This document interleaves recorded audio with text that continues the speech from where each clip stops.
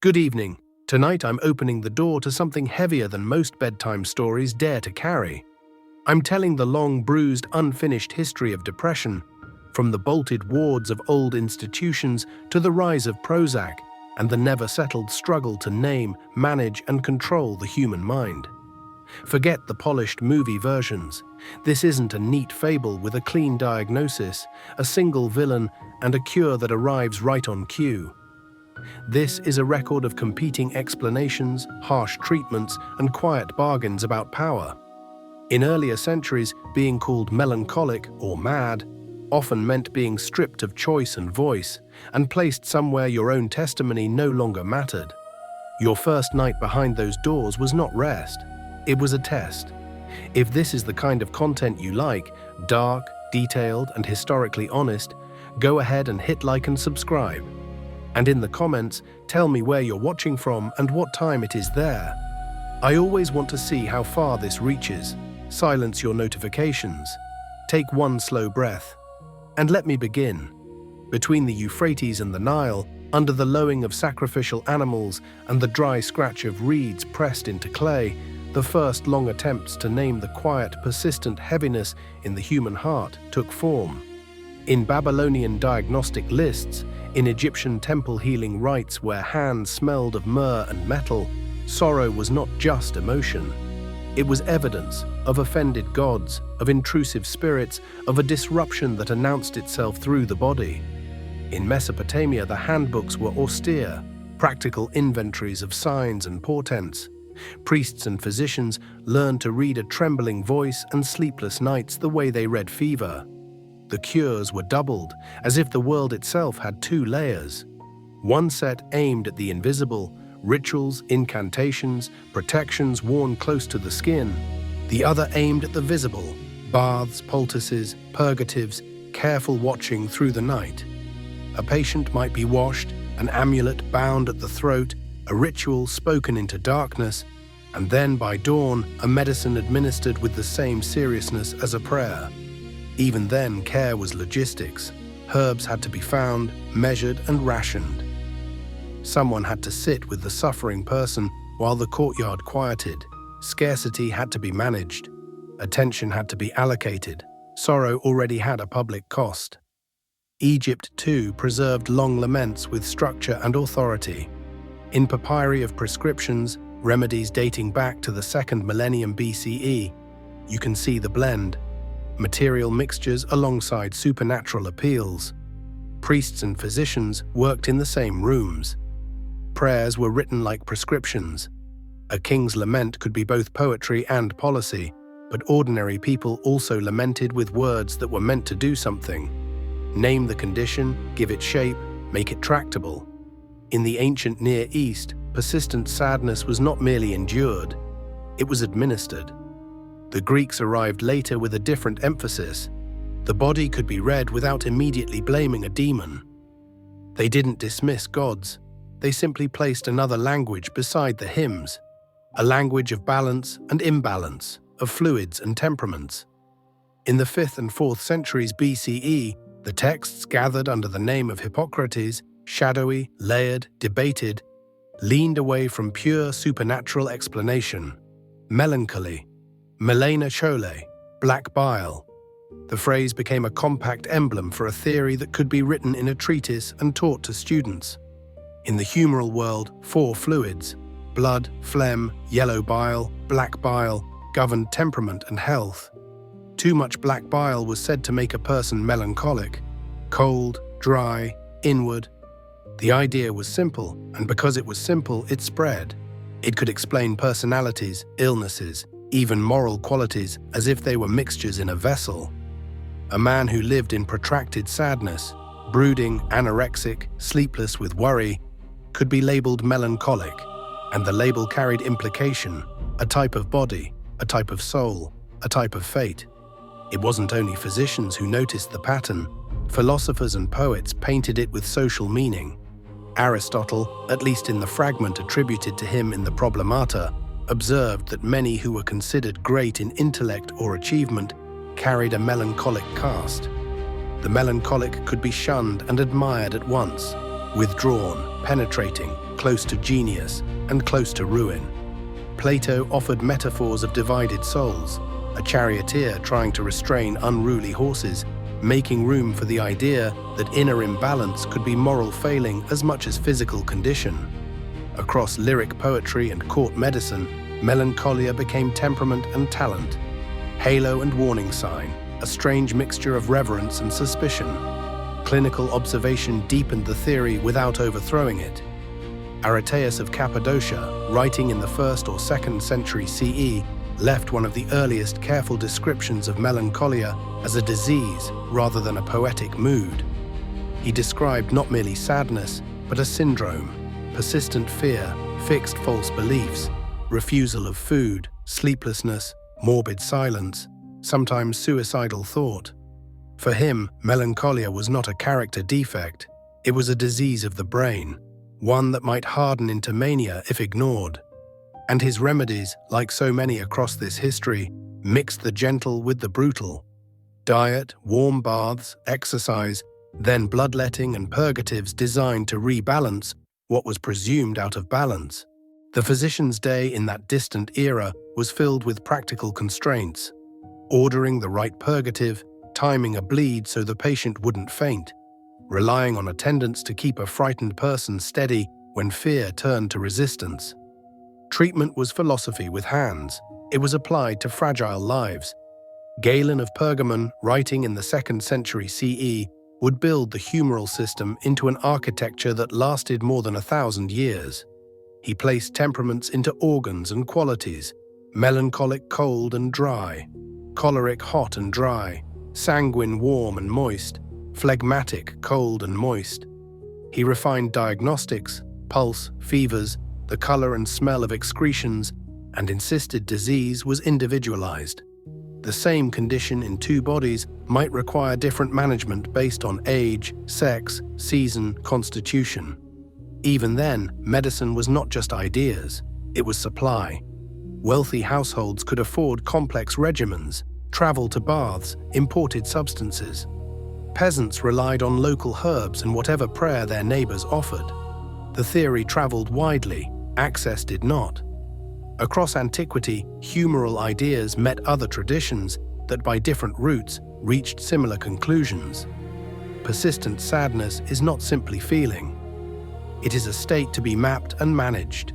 In India, texts preserved under the names of Karaka and later compendia described mental disturbance through currents and balances, vata, pitta, kapha, and used language that assumed mind and body interpenetrate. Derangement and sorrow were outcomes of imbalance, addressed through diet, purification, massage, herbs.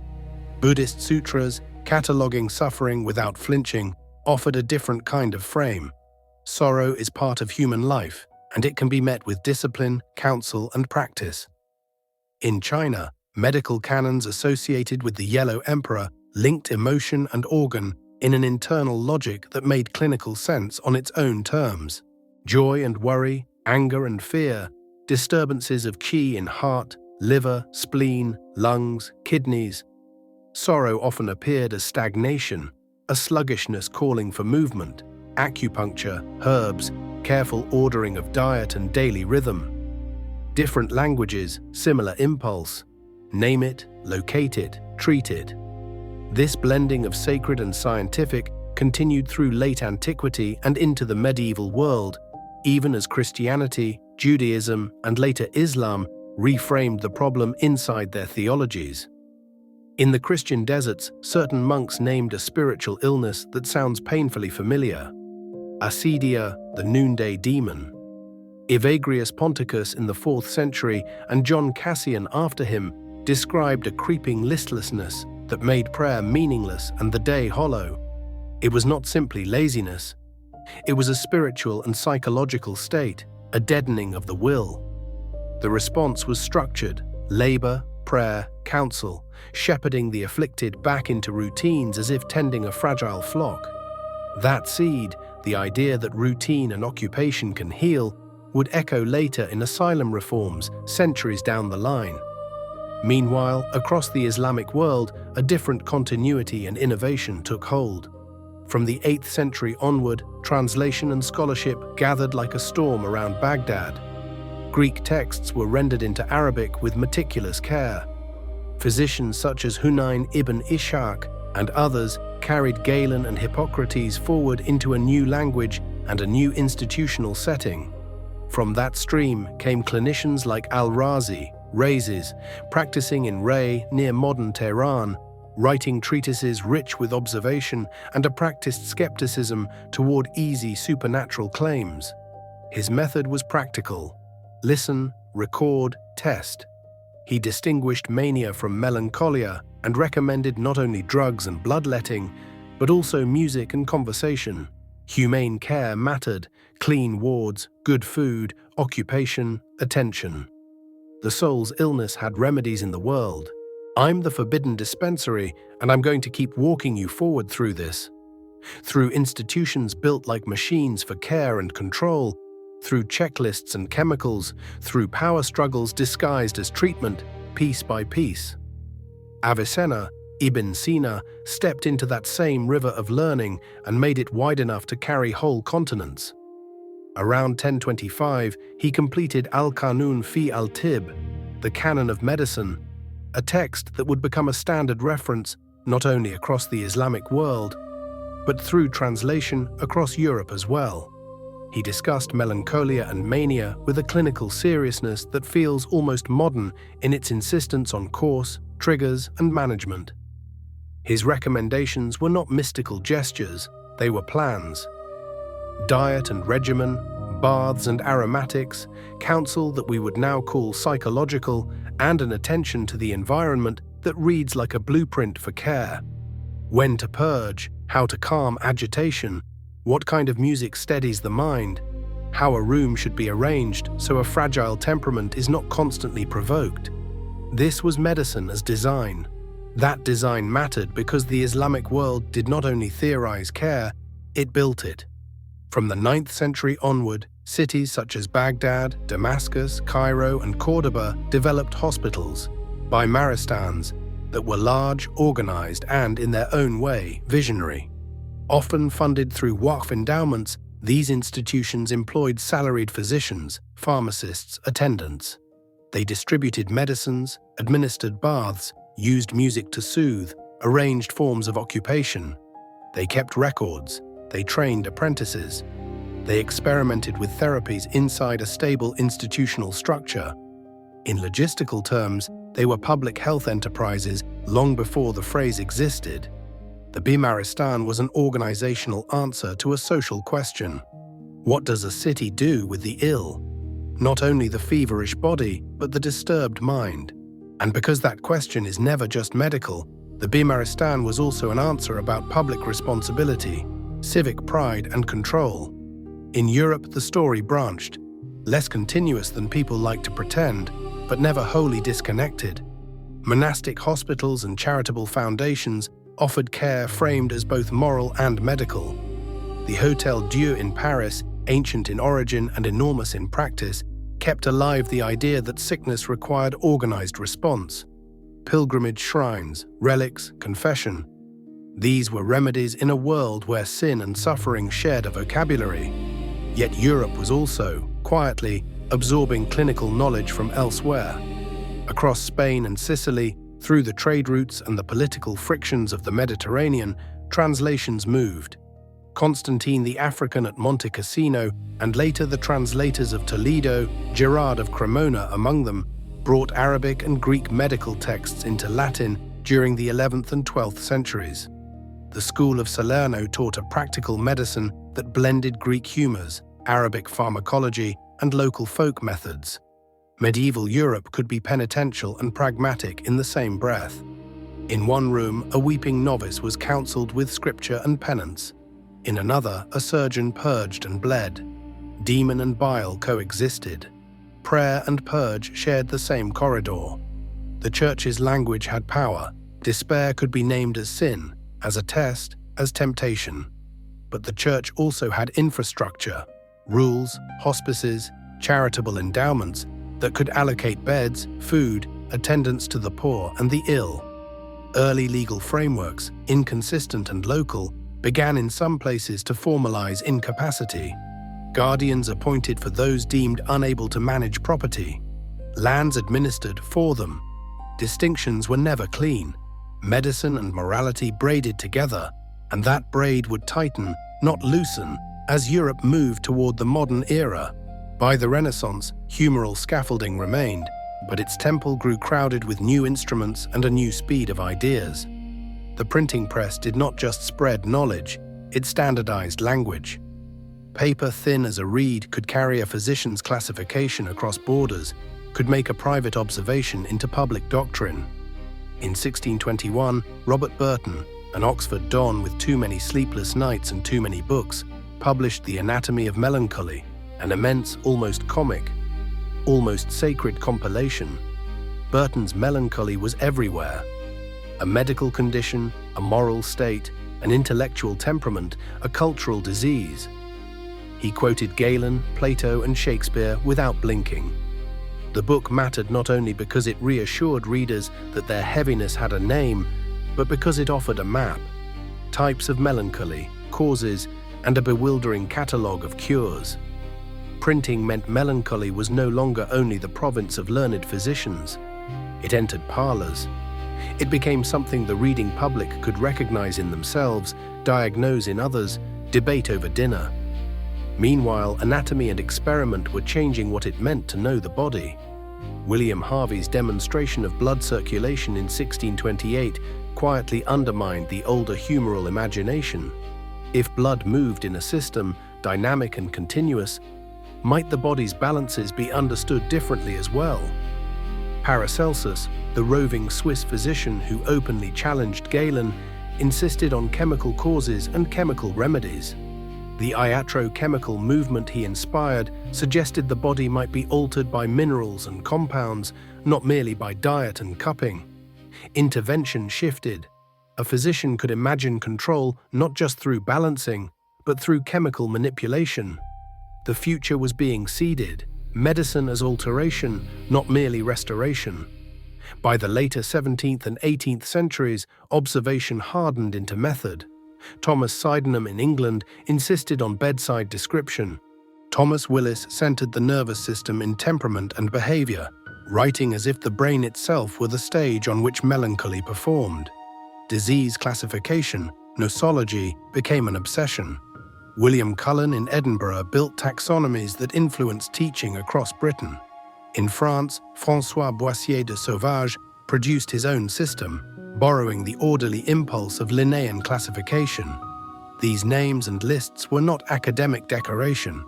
They were administrative tools. Hospitals needed categories to decide who went where. Courts needed labels to decide responsibility. Municipal authorities needed definitions to decide who deserved charity and who required custody. Where once the melancholic had been a figure in poetry or scripture, the Enlightenment made melancholy an object that could be enumerated, counted, and filed. The logistics of care became policy. As cities grew and social order became a problem of statecraft, the public management of disorder required forms of knowledge that were portable and enforceable. The madhouse industry emerged to meet demand, and the law followed. In Britain, the Madhouses Act of 1774 introduced statutory oversight for private institutions housing the mentally disturbed, licenses, certificates, inspections. A bureaucratic layer settled over what had often been private arrangements. The state learned to count and regulate the mind. Culture, meanwhile, kept its ambivalence. The Renaissance and Baroque cultivated a romantic image of the melancholic genius, saturnine, solitary, capable of luminous insight. Albrecht Dürer's engraving Melancholia. I fixed an iconic image, brooding intellect surrounded by instruments, an unfinished polyhedron, a sleeping dog. Astrologers placed Saturn over melancholic temperament. The old notion that sorrow sat near genius persisted, even as medicine refined its explanations. And yet humors had visible limits. Dissections, microscopes, experiments, each introduced small, persistent doubts. If melancholia were merely black bile, why did some treatments work and others fail? Why did environment matter so much? Physicians began to suspect that mental disturbance was woven from nerves, surroundings, inheritance, social context, not just a single fluid. The practical consequence was diversification. Treatments expanded beyond bleeding and purging into baths, music, regulated routines, occupation. Some borrowed from older monastic practices and Bimaristan methods. Some were newly theorized as the Enlightenment tried to govern both body and behavior. So the long arc of pre-modern melancholy bent toward a century that would build its theories into stone and iron. The ancients had provided language, gods and demons, bile and humors. Medieval worlds layered spiritual counsel and institutional care. The Renaissance and Enlightenment added printing, classification, dissection, statutes. The state's interest in the mind intensified, something to be measured, catalogued, managed. Against this slow progress, stubborn continuities remained, the habit of naming inner weather and the readiness to prescribe routine in response. The battle lines were being drawn not around a single revolutionary idea, but around the logistics of care. Who decides, who records, who pays, who confines, who releases. And then, in the courtyard of the Bicêtre in Paris in 1793, stone still warm from sun and revolution, a man with steady hands performed a small motion that history later inflated into legend. Philippe Pinel ordered chains removed from the patients he was sent to inspect. He did not invent compassion. He translated an Enlightenment logic into a visible act. Chains had been tools of punishment and containment. Unshackling was theater, yes, but it was also administration. If madness could be treated as a disorder of mind, observable and susceptible to routine and humane care, then it could also be counted, recorded, and managed. Almost simultaneously, in York, England, William Tuke, a Quaker merchant, built a quieter stage for the same idea. In 1796, the York retreat opened like a large, orderly house, more than a jail. Gardens for walking, rooms that resembled parlors, rituals of tea and work. It did not reject medicine so much as reject humiliation. Quaker dignity made the retreat both sanctuary and training ground. Patients were given tasks, offered conversation, arranged in family-like households where behavior could be shaped by example and gentle correction rather than brute force. Moral treatment entered the vocabulary in those decades, and moral did not merely mean ethical, it meant methodical. It meant timetables, habits, an environment engineered to reform conduct. Sleep, meals, baths, exercise, work, instruction. Sunlight, ventilation, clean sheets, conversation, occupation. Therapeutic technologies whose logistics mattered. The removal of chains was a spectacle. The real machinery of moral treatment was a ledger. Payrolls for attendants, schedules for meals and work, allotments for gardens, registers noting progress, visiting times for relatives. By the middle of the 19th century, moral treatment became an exportable program. Reformers in France and England, and in the United States a figure like Dorothea Dix, translated benevolence into institution building at national scale. Dix began investigations in 1841, moving through jails and almshouses with the persistence of a field inspector. Her reports, packed with descriptions and pleas, pushed legislatures to fund hospitals for what she called the insane, where the poor and mentally unwell had been lodged in workhouses or private madhouses. The 19th century state began to claim responsibility for specialized institutions. But I need you to hold two truths at once. This was care and it was containment.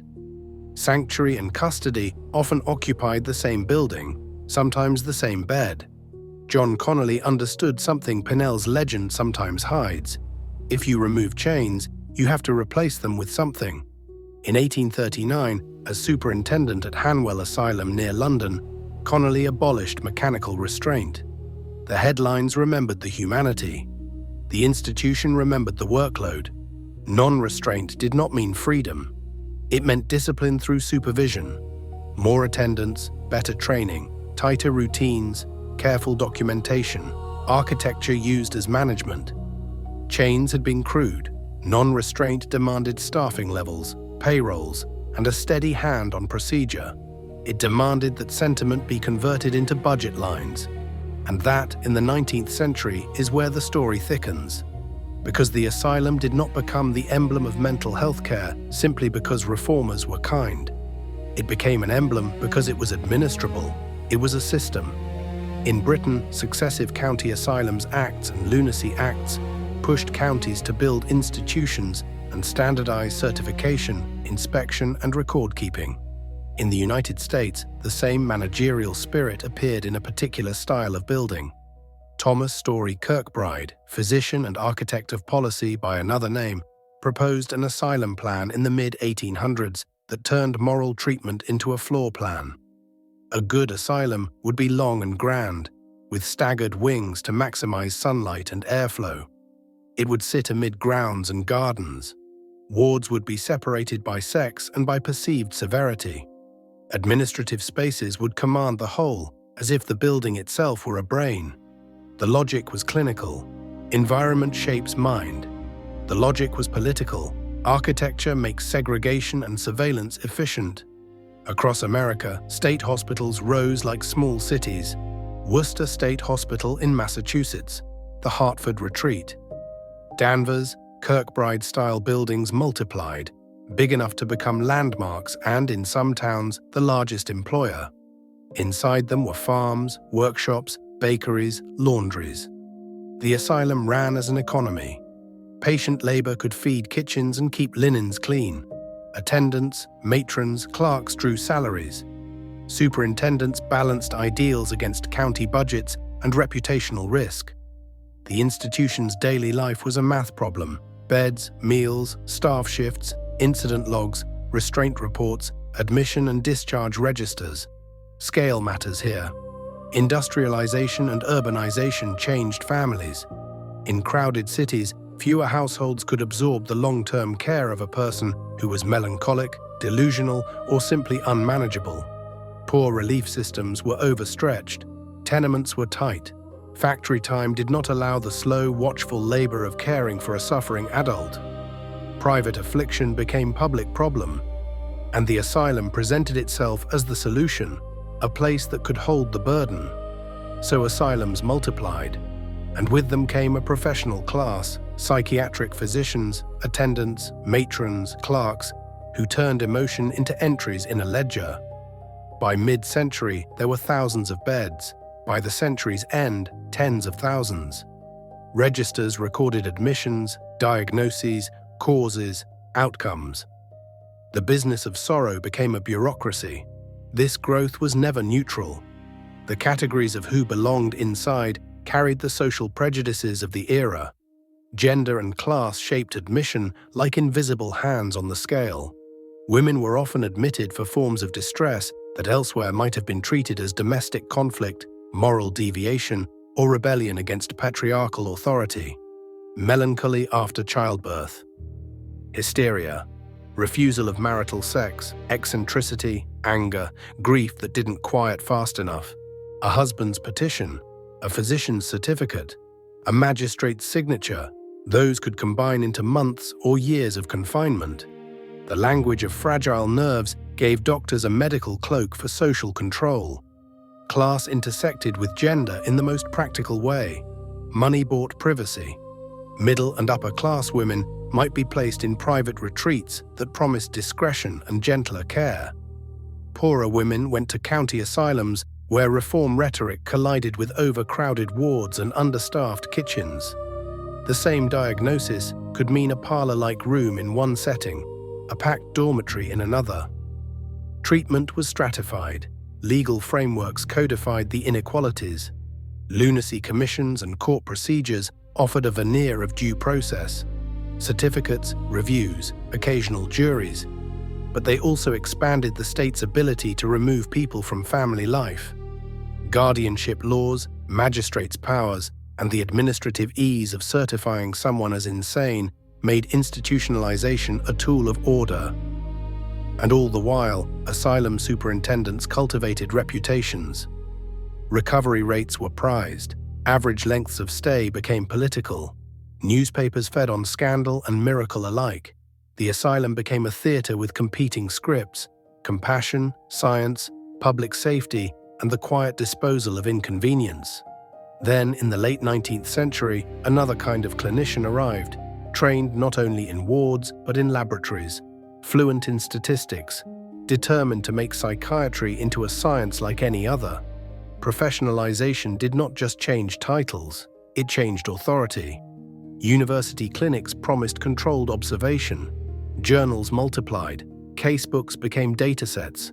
Research began to privilege systematic description and the search for causation in heredity and brain pathology. If earlier reform had been architectural and moral, this new era wanted legitimacy through method. Émile Kraepelin was one of the most consequential architects of that legitimacy.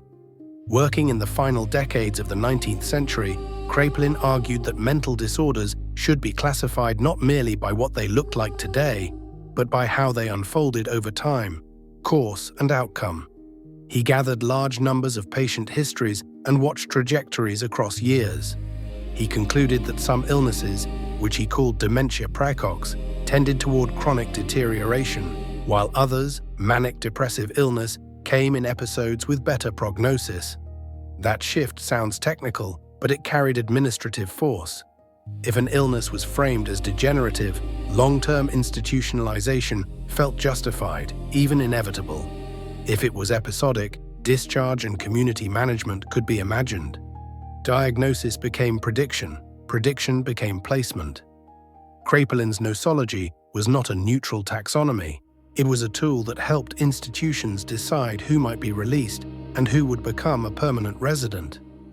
The era's faith in heredity and degeneration reinforced this.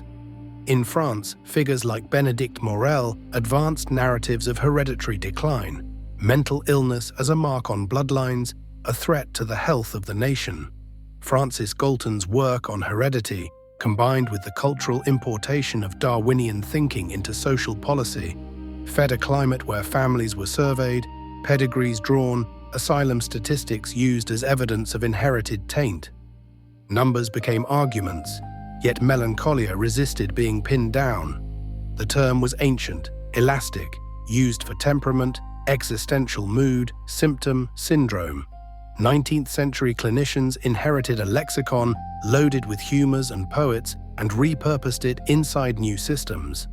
Jean-Étienne Esquirol, a pupil of Pinel and an influential French psychiatrist, sharpened categories, monomania, partial insanities, and described melancholia as a fixed delusion of gloom or obsessive dread. Over time, melancholia was folded into competing frameworks: degenerative heredity, nervous exhaustion, moral weakness, endocrine disturbance, lesion. Each system tried to claim it. Asylums became laboratories for these claims.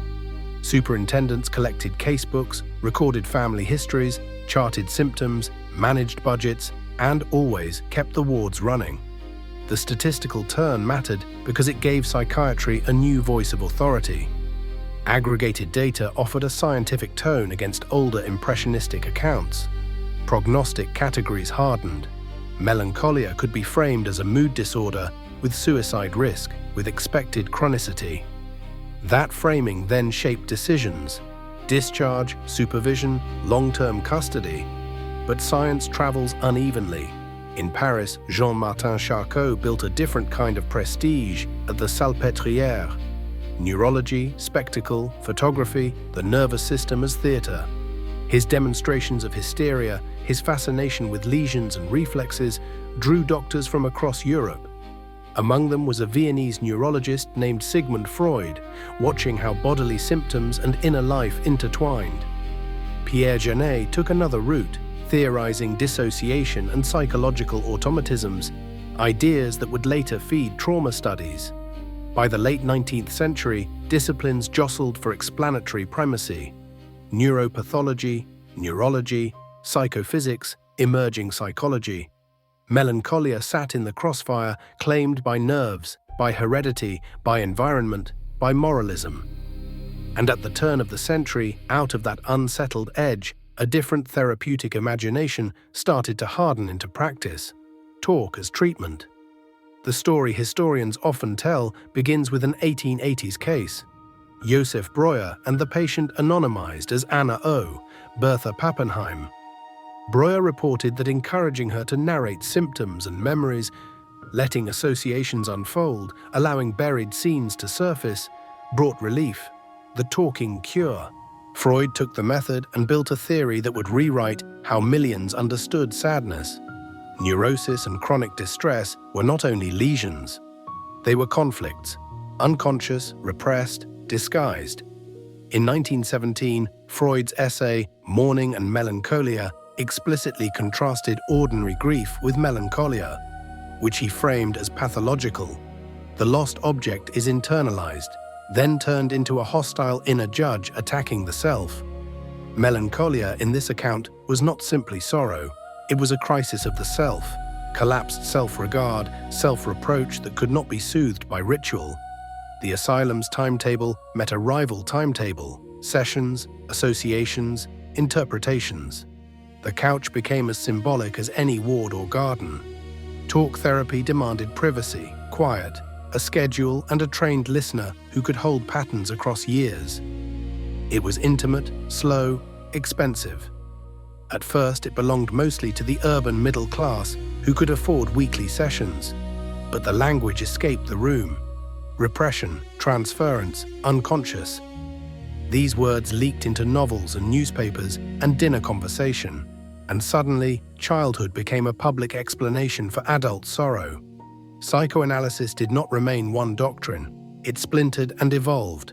Anna Freud's defenses, Melanie Klein's object relations, Winnicott's good enough mother, Bowlby's attachment theory pushing toward empiricism and loss as a template for later depression.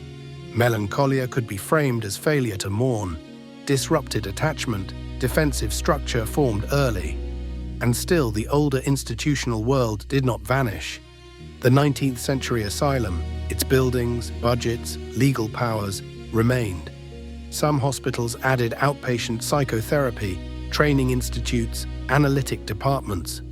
But long-term custody persisted for those judged chronically ill and for those whose families and funds ran out. So by the middle decades of the 20th century, two legacies stood side by side: the mass logistics of institutions and the intimate ritual of the consulting room. And both were about power as much as compassion. The question remained, what do we do with persistent sadness? And who gets to decide? The mid-century ward had a particular soundtrack: soft relays clicking, a distant generator's hum, the hiss of oxygen.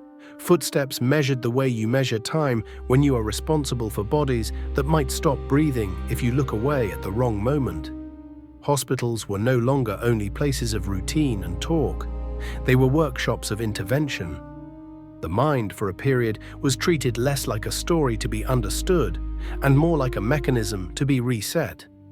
In Rome in 1938, the neurologist Ugo Celletti and his younger colleague Lucio Bini watched an electrical spectacle and imagined a clinical one.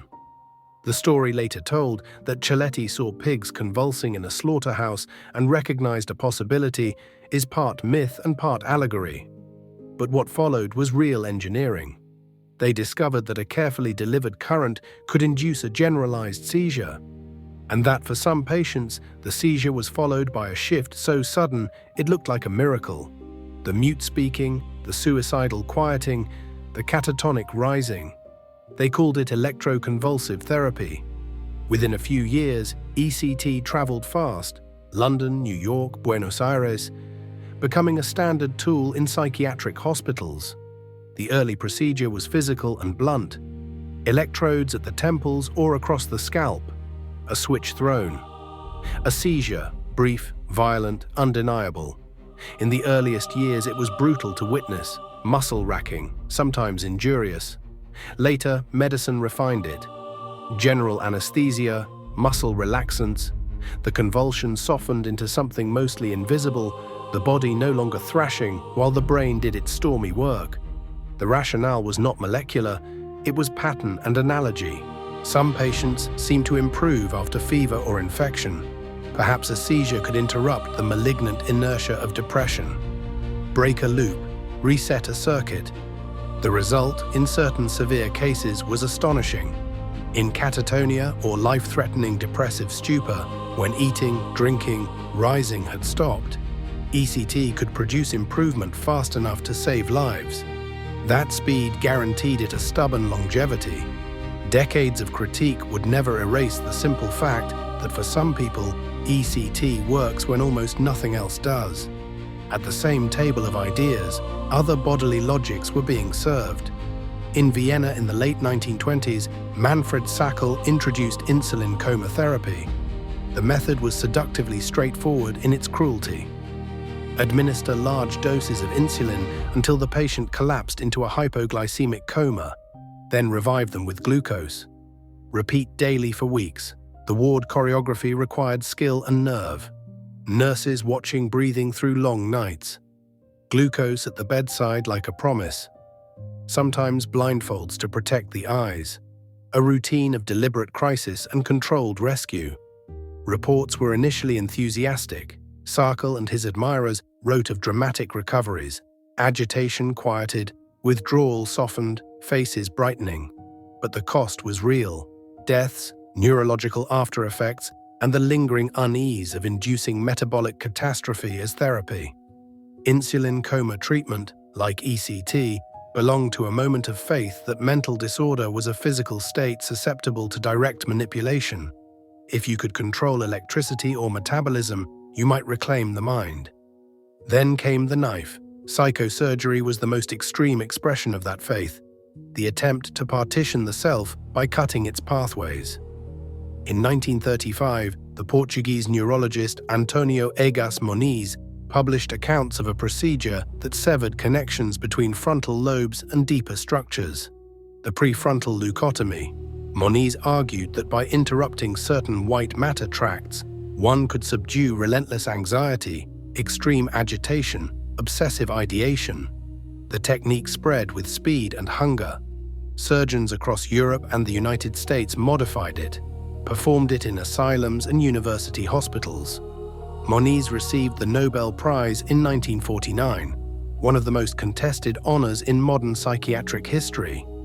In the United States, psychosurgery found its most notorious evangelist in Walter Freeman. Freeman was not a surgeon in the strict sense. He was a neurologist with a showman's appetite for scale. He perfected the transorbital lobotomy, the so-called ice pick technique, driving an orbiter clasped above the eye, through the thin bone of the socket, sweeping it to sever frontal connections in minutes, sometimes without a formal operating room.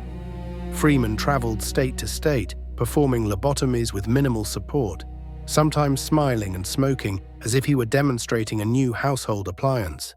He claimed he was restoring usefulness. He was also, in practice, turning psychosurgery into a blunt tool of institutional convenience. Thousands of people underwent these operations. Thousands.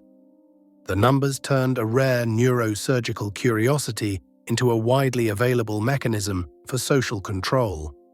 Some patients became less violent, less agitated, easier to manage. Many also became flattened, dulled, slowed, altered in memory and initiative.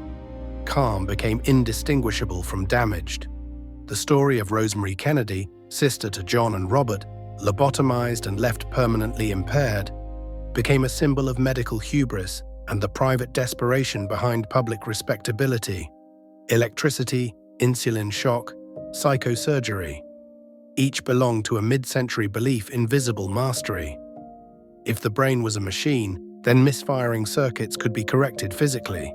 But these methods were not just procedures, they were systems. A hospital offering insulin coma therapy needed staff to shepherd patients through repeated comas for weeks. A unit offering psychosurgery needed operating theaters and post-operative care. ECT required machines, maintenance, anesthetic support, standardized protocols. Syringes, electrodes, glucose, staffing ratios, these were supply chains and administrative choices as much as medical decisions. And it was in the infrastructure where ethical cracks widened first. Patients in institutions, women, the poor, the socially marginalized, were most vulnerable to coercion. Consent was often perfunctory. Families, not always the patient, were asked to authorize. Shame and stigma made relatives desperate for something that works. Dramatic interventions slid into place because the culture of the time treated mental illness as humiliation and burden. The clinical records celebrated successes, the failures were quieter, sometimes buried, and yet it would be dishonest to narrate this as pure cruelty. ECT saved lives. Some people who were unreachable by talk, locked in stupor or near death by dehydration and refusal of food, returned to themselves. That reality complicated everything. Even today, the history of ECT is fought over because it is both a symbol of coercion and a genuine emergency tool. But insulin comas and lobotomies left behind scars, literal and cultural. There were deaths, there were irreversible changes in personality, there were lives stabilized at the cost of something essential. And the public eventually learned enough to feel fear. After the war years, distrust in institutions rose. The anti-psychiatry movement of the 1960s, voices like R.D. Laing and Thomas Szasz, challenged psychiatric authority as a mechanism of control. Cultural works sealed the suspicion into popular memory. Ken Kesey's One Flew Over the Cuckoo's Nest and its 1975 film adaptation made psychiatric procedures look like punishment dressed in medicine. Alongside philosophy and protest came regulation. The Nuremberg Code, 1947, and the Declaration of Helsinki, 1964, elevated informed consent as a principle, exposing the moral failures of earlier eras. In the United States, the Community Mental Health Centers Act of 1963 and the broader wave of deinstitutionalization shifted care from state hospitals to community settings, driven by ideals, yes, but also by budgets and politics. Ethics committees and standardized consent procedures became more common. Licensure changes and scrutiny made it harder to improvise psychosurgery as if it were a clinic routine. These forces did not abolish somatic treatments, they narrowed them. ECT survived because it worked in specific severe conditions and became safer and more controlled with anesthesia and clearer protocols. Insulin coma therapy largely receded. Widespread lobotomy became a cautionary tale, and while the knives dulled and the comas faded, another revolution was already arriving. Quiet, chemical, scalable. It began the way so many medical revolutions begin, not with a grand theory, but with an accident that produced a pattern someone could not ignore. In the early 1950s, clinicians noticed that certain drugs developed for other illnesses were doing something remarkable to mood. Compounds related to hydrazines, first investigated in the context of tuberculosis, seemed to lift despair in some patients. Appetite improved, sleep normalized. A kind of buoyancy returned. One of these agents, iproniazid, moved into psychiatric use and became among the first antidepressants, inaugurating the class called monoamine oxidase inhibitors, MAOIs. Two lessons arrived at once. Mood could be modified chemically, and that modification translated into visible changes in a patient's ability to function. Work, love, parent, survive. Pharmaceutical companies took notice. Chemists in Switzerland, France, Britain, and the United States began to hunt. In the late 1950s, a Swiss company introduced imipramine, initially synthesized in the search for an antipsychotic. It failed at psychosis, but had a pronounced effect on melancholic depression. Roland Kuhn, working in the canton of Thurgau, recorded the observation with clinical stubbornness. Imipramine became tofranil, and along with MAOIs, it shifted expectations about outpatient care. Instead of indefinite institutional custody, many patients could return home with a bottle. The early years were not clean science. Trials were messy, sometimes uncontrolled. Mechanisms were guessed at after the fact.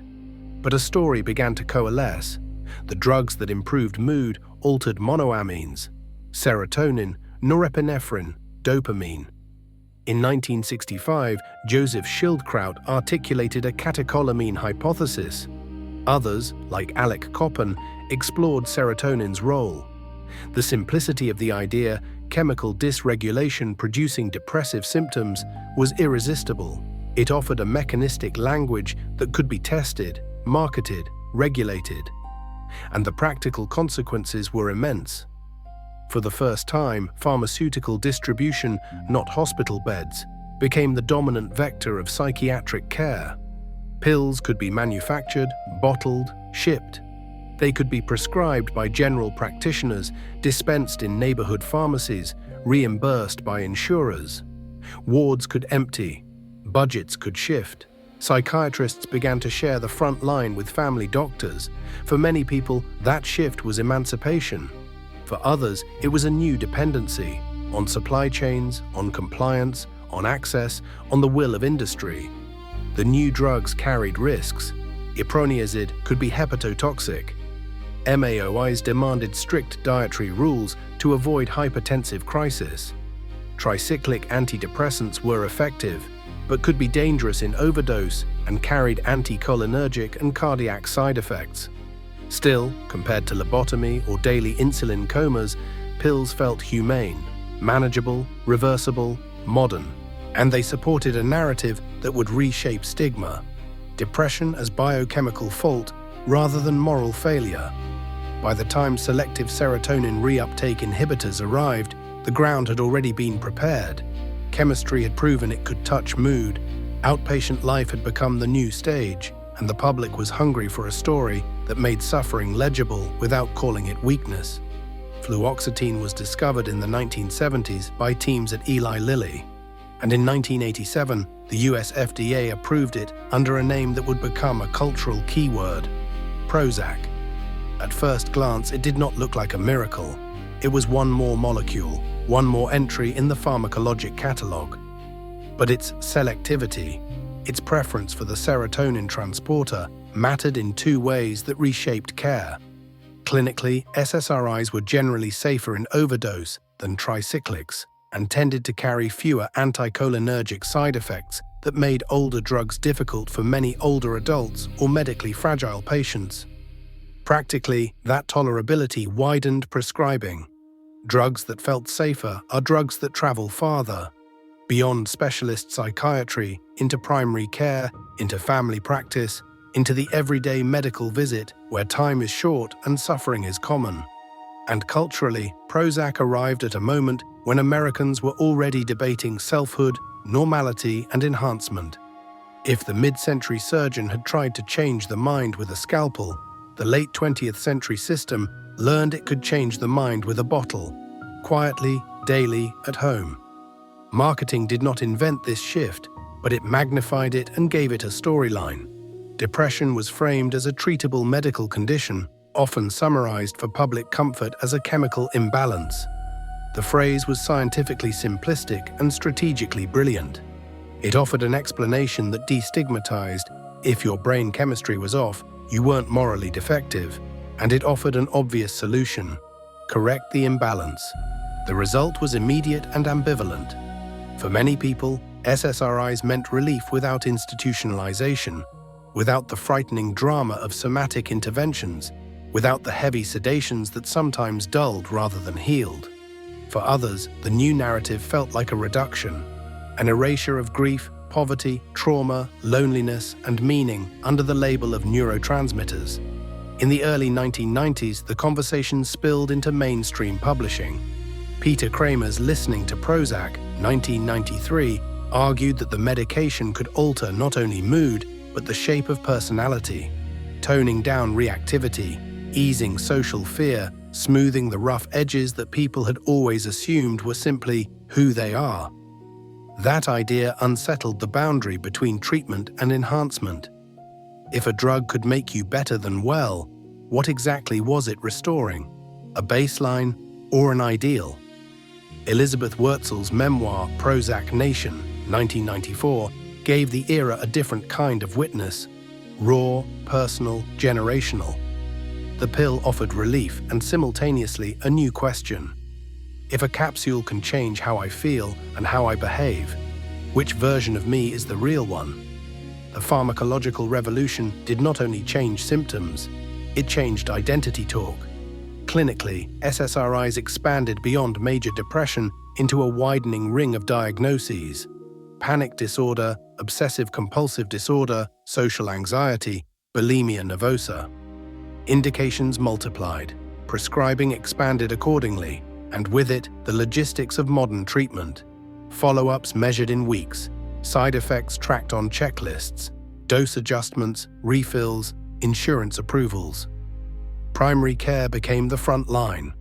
A family doctor with 15 minutes and a waiting room full of patients could offer a prescription more easily than they could offer weekly psychotherapy or social repair. That convenience was not evil, it was structural. It reflected a system where time is scarce, mental health specialists are too few, and suffering does not wait for ideal conditions. And as the prescription pad became a dominant tool, the pharmaceutical industry became more than a supplier. It became a shaper of knowledge. Companies funded clinical trials, sponsored conferences, underwrote continuing medical education, and sometimes supported patient advocacy groups. The boundary between education and promotion blurred. In some cases, it disappeared. The expansion brought celebration and critique in equal measure. Celebrators pointed to restored functioning and the clear benefit for severe depression, where antidepressants can be life-saving. Critics argued that the chemical imbalance story was reductionist and that normal sorrow was being medicalized. They warned that market incentives push diagnosis outward toward the borderlands of ordinary misery, because markets grow when categories grow. In the 2000s, methodological arguments sharpened. Irving Kirsch and colleagues published meta-analytic work suggesting that, on average, the difference between antidepressants and placebo was modest and clinically meaningful, mainly in the most severe cases. That conclusion was contested, reanalyzed, criticized, defended, but it landed like a bell. It reminded both clinicians and the public of a truth that marketing often softens. Antidepressants are not a universal remedy. They are tools that help some people a lot, others a little, and some not at all. Regulators entered the story most visibly when safety concerns broke into public consciousness. In the early 2000s, data suggested an apparent increase in suicidal thoughts and behaviors among children and adolescents treated with certain antidepressants. In 2004, the FDA required a black box warning. Later warnings extended to young adults. The message to clinicians and families was not never treat, but treat carefully, monitor closely, weigh risks honestly. The label became a symbol of a larger reckoning, the need for transparency, because transparency had been part of the problem. One of the most damaging revelations in this era was how publication practices could distort the evidence landscape. In 2008, Turner and colleagues published an analysis showing that antidepressant trials submitted to the FDA included negative or questionable results that were less likely to appear in the published literature. Positive trials were more likely to be published and more likely to be written up as clearly successful. The public scientific record, the thing clinicians read, could be rosier than the full dataset regulators saw. This wasn't merely an academic scandal, it shaped guidelines, prescriber confidence, and public trust. Alongside publication bias came accusations of ghostwriting and selective reporting. Industry-funded articles written with commercial goals, then attributed to respected academic names. The pattern fed a growing skepticism. Were clinicians practicing science or practicing a curated narrative? Legal consequences followed some of these practices. Pharmaceutical settlements over off-label promotion and failures to report safety data became news, including the high-profile GlaxoSmithKline settlement in 2012. But even massive fines did not necessarily rewrite the underlying incentives. Companies survive by selling. Health systems survive by managing costs. Patients survive by finding relief. Those forces do not naturally align. Meanwhile, the social meaning of depression continued to shift.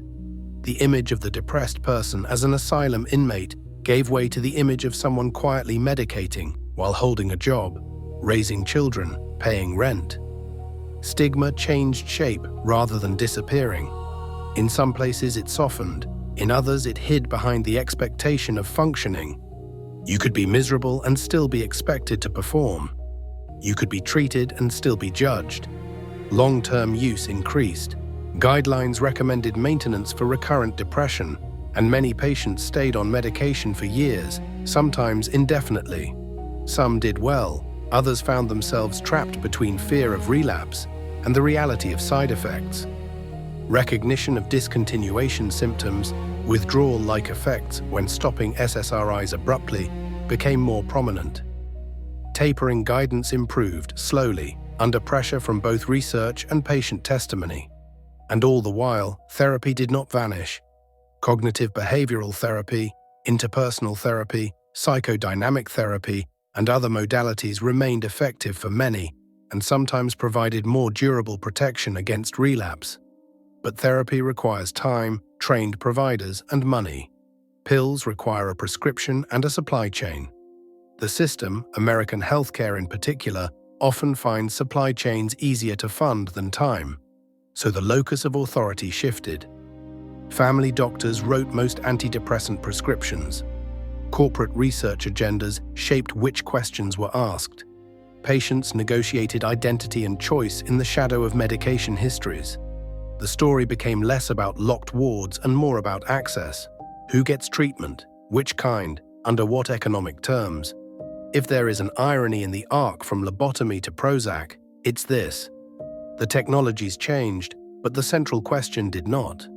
Who controls mood, and on what terms? In the 1930s and 1940s, control was external, surgical, coercive. In the late 20th century, control became molecular and distributed, residing in capsules, in insurers' formularies, in pharmaceutical patents, in prescribers' habits, and in patients' daily decisions. Each arrangement brought trade-offs. The scalpel offered permanence and irreversibility. The tablet offered reversibility and reach, but also commercialization and the risk of flattening suffering into chemistry. And then, as the century turned, psychiatry received another instrument that promised order: the checklist. In 1980, the American Psychiatric Association published DSM-3. To many clinicians, it felt like relief. Operational criteria meant reliability. Two clinicians, the same symptom set, the same diagnosis. Robert Spitzer and others wanted psychiatry to speak in the crisp grammar of other medical specialties. No more purely impressionistic labels. The items were precise: a certain number of symptoms over a certain span, significant impairment, exclusions and specifiers. The effect on practice was immediate and tactile. A clinician could run the list, assign a code, justify a treatment plan, and, crucially, satisfy an insurance company.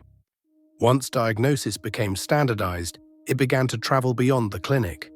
Epidemiology took the checklist and amplified it into prevalence estimates. Depression became a public health figure, not just a complaint. Studies turned private suffering into national percentages. Global burden calculations elevated depressive disorders into the ranks of the most disabling conditions worldwide, turning sorrow into a metric of lost years and productivity. The checklist had virtues: better reliability, better trial recruitment, better comparability. But a map is not the territory, and once maps circulate, they shape what they claim to describe. The boundaries of diagnosis decide what counts as illness, what gets reimbursed, what gets treated, what gets named, and what remains unlabeled but still aching. DSM-3 arrived with the confidence of a ruler laid on a messy table. It promised that if you measured the symptoms the same way, you could finally compare cases, run cleaner studies, and speak to insurers in a language they could not refuse. But the ruler did more than measure. It defined the borders of the thing being measured. And once those borders became institutional, once they were tied to reimbursement, disability benefits, school accommodations, workplace leaves, court decisions, they stopped being merely clinical. DSM-3R followed in 1987. DSM-4 arrived in 1994. DSM-5 in 2013. On paper, these were revisions, refinements, clarifications. In practice, each shift nudged the edges of the category called depression. chronic low-grade misery, once described as temperament or character, appeared as dysthymia and later was reorganized into persistent depressive disorder, folding chronic symptoms and episodes together under one umbrella. Specifiers multiplied, subtypes were rearranged, the net changed shape, and because this net touched money, the changes mattered. In the United States especially, a DSM code became a key that opened doors. No code, no reimbursement. Managed care required diagnosis to authorize psychotherapy, to justify medication refills, to approve inpatient days. In the exam room, the checklist could become an administrative ally. Quick, legible, billable. Major depressive disorder, recurrent, moderate, was not just a description. It was a passport through a system. Efficiency has its own ethics. When clinicians are pressured by 15-minute visits, paperwork, and prior authorizations, the quickest path is often the most rewarded. The manual's categories start to look less like a map of human suffering and more like a map tailored to what funders can process. The person becomes legible to the system only in the system's language. Epidemiology strengthened that language. Large surveys in the United States, early catchment area studies, then the National Comorbidity Survey, used structured interviews aligned to DSM criteria. What had once been clinic numbers became national prevalence estimates, reported as percentages of the population who met criteria. On a global level, the World Health Organization and Burden of Disease projects turned depressive disorders into rankings of disability, lost work years, diminished productivity. Depression became a metric that could be placed in spreadsheets beside cancer and heart disease. This had moral power. It made suffering visible to policymakers. It also had political utility. What can be counted can be funded. What can be funded can be scaled. But scale can flatten meaning. Once you build a tool designed for reliability, you face an old problem. Reliability is not validity. Two people can agree on a label and still be wrong about what the label represents. The DSM's operational criteria improved agreement between clinicians, but they did not prove that a single underlying mechanism was being captured. Depression, as defined, could still be multiple things wearing one name: grief, trauma, chronic stress, biological vulnerability, social collapse, medical illness, medication side effects, existential despair. The checklist can gather them into one bucket. It cannot guarantee the bucket holds a single substance. That tension erupted publicly in debates over bereavement. Earlier DSM editions included an exclusion meant to protect ordinary mourning from being diagnosed as major depressive disorder too quickly after a death. The logic was cultural and clinical. Grief is expected. It follows rituals. It has a recognizable arc. In DSM-5, the exclusion was removed, replaced by guidance emphasizing clinical judgment and specifiers. Supporters argued this was humane. Bereavement can trigger severe depression, and people in danger should not be denied diagnosis and treatment because their suffering had a socially understandable cause. Critics argued the change risked pathologizing mourning, turning a universal human passage into a disorder. Alan Francis, who chaired DSM-4, became one of the most prominent voices warning of diagnostic inflation. His argument was not that depression is imaginary, it was that the boundaries of illness were being stretched into ordinary life. The argument was not merely philosophical, it was structural. When diagnostic expansion meets a health system in which diagnosis is the currency of access, the manual's choices ripple outward. A wider category means more people qualify for treatment and insurance coverage. That can be good. It can also mean that the label attaches to experiences that might have resolved with time, community support, or social intervention. It can mean more prescriptions, more long-term medication, more medicalized identity. And then there is the industry question again, because categories and markets have always been intimate companions.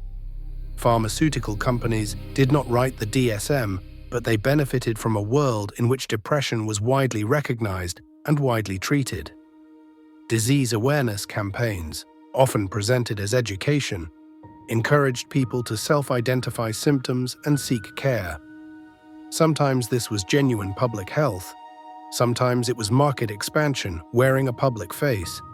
The loosening of US restrictions on direct-to-consumer pharmaceutical advertising in 1997 opened a new frontier. Ads did not just sell a product, they sold an interpretation. Your sadness has a name, and treatment is a pill. Meanwhile, the evidence ecosystem continued to strain under conflicts of interest. Industry-funded trials dominated because they had resources. Psychotherapy research, social interventions, housing-first programs, community-building work. These were harder to fund, harder to standardize, and harder to profit from. Research priorities followed money the way rivers follow gravity. This created a distorted landscape, abundant data for medications, thinner evidence for long-term social solutions, not because social solutions were less important, but because fewer powerful actors could monetize them. As the system expanded, resistance matured. The anti-psychiatry movement of the 1960s and 1970s had attacked psychiatric authority with philosophical fire. Thomas Sass calling mental illness a myth, R.D. Laing emphasizing the social meaning of madness, Michel Foucault tracing how institutions define and exclude. Some of these claims were too sweeping to hold, but the critique of coercion did not evaporate. It evolved.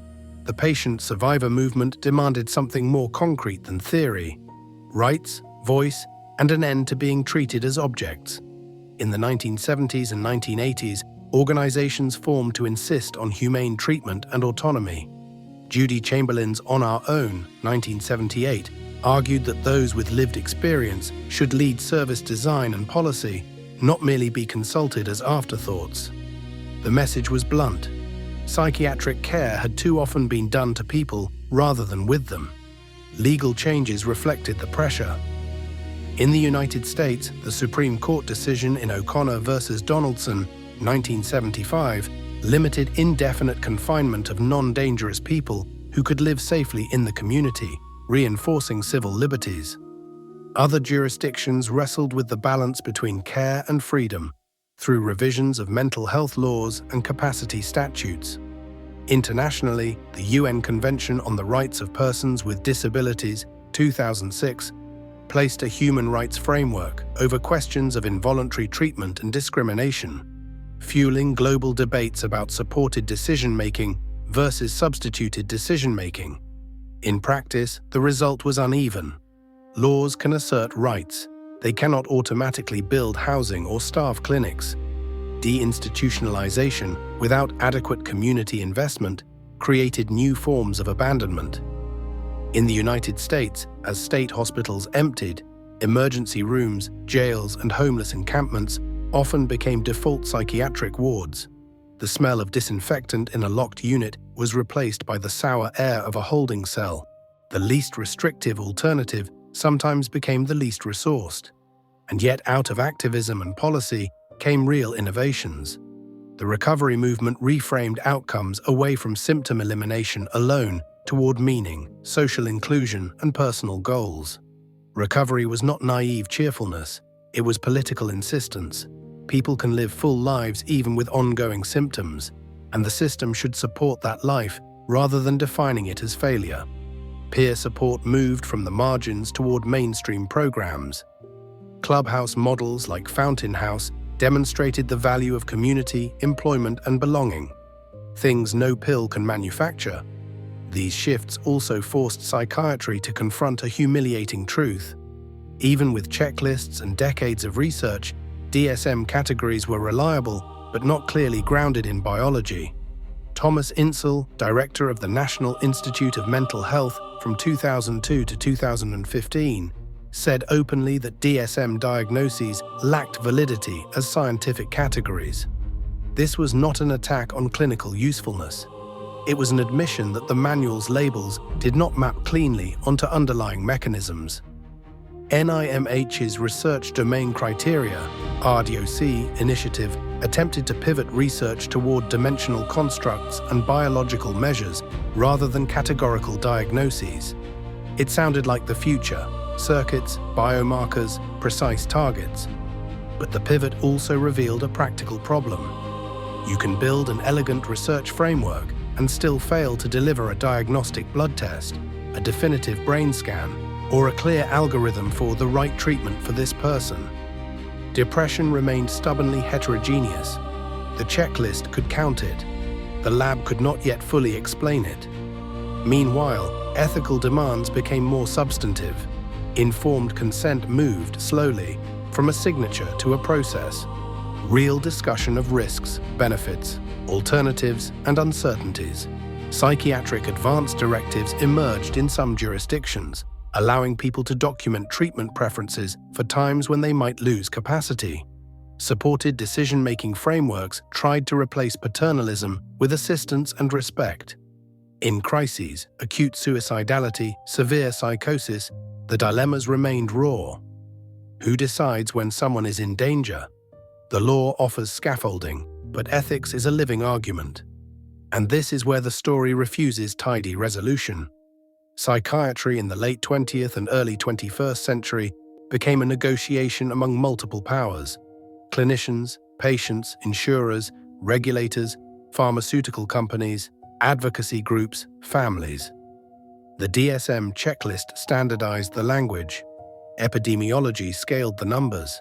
Industry expanded the treatments and sometimes distorted the evidence. Activists demanded rights and voice. Policymakers promised community care and often underfunded it. If you listen for the hidden rhythm, it is the same rhythm I began with. Logistics. Who gets time? Who gets beds? Who gets therapy? Who gets medication? Who gets housing? Who gets believed?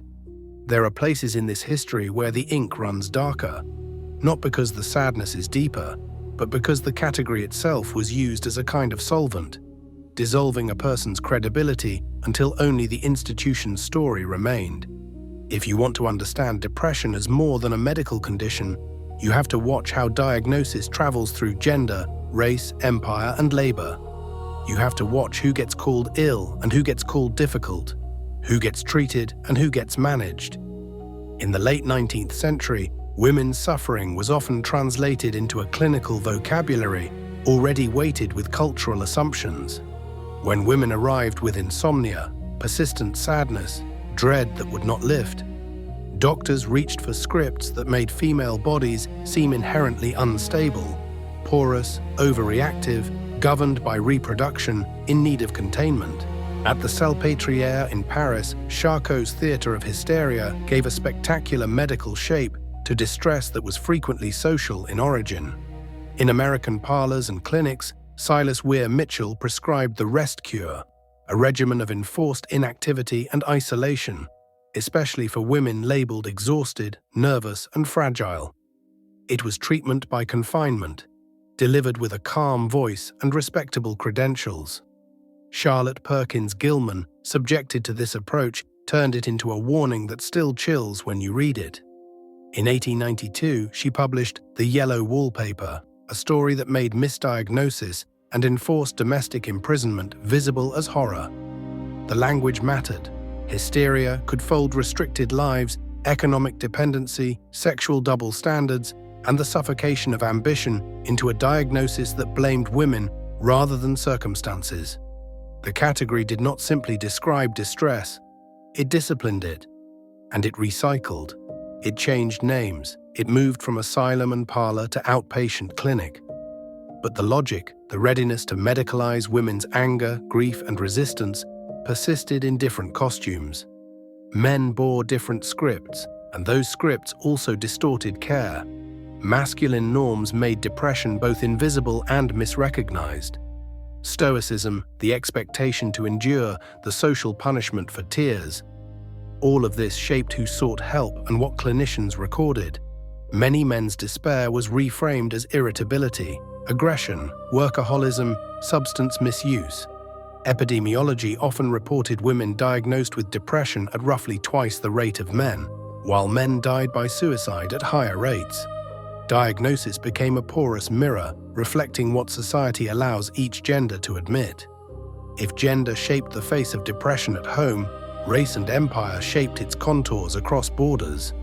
In the 19th and early 20th centuries, colonial administrations established lunatic asylums across India, Africa, and parts of the Caribbean.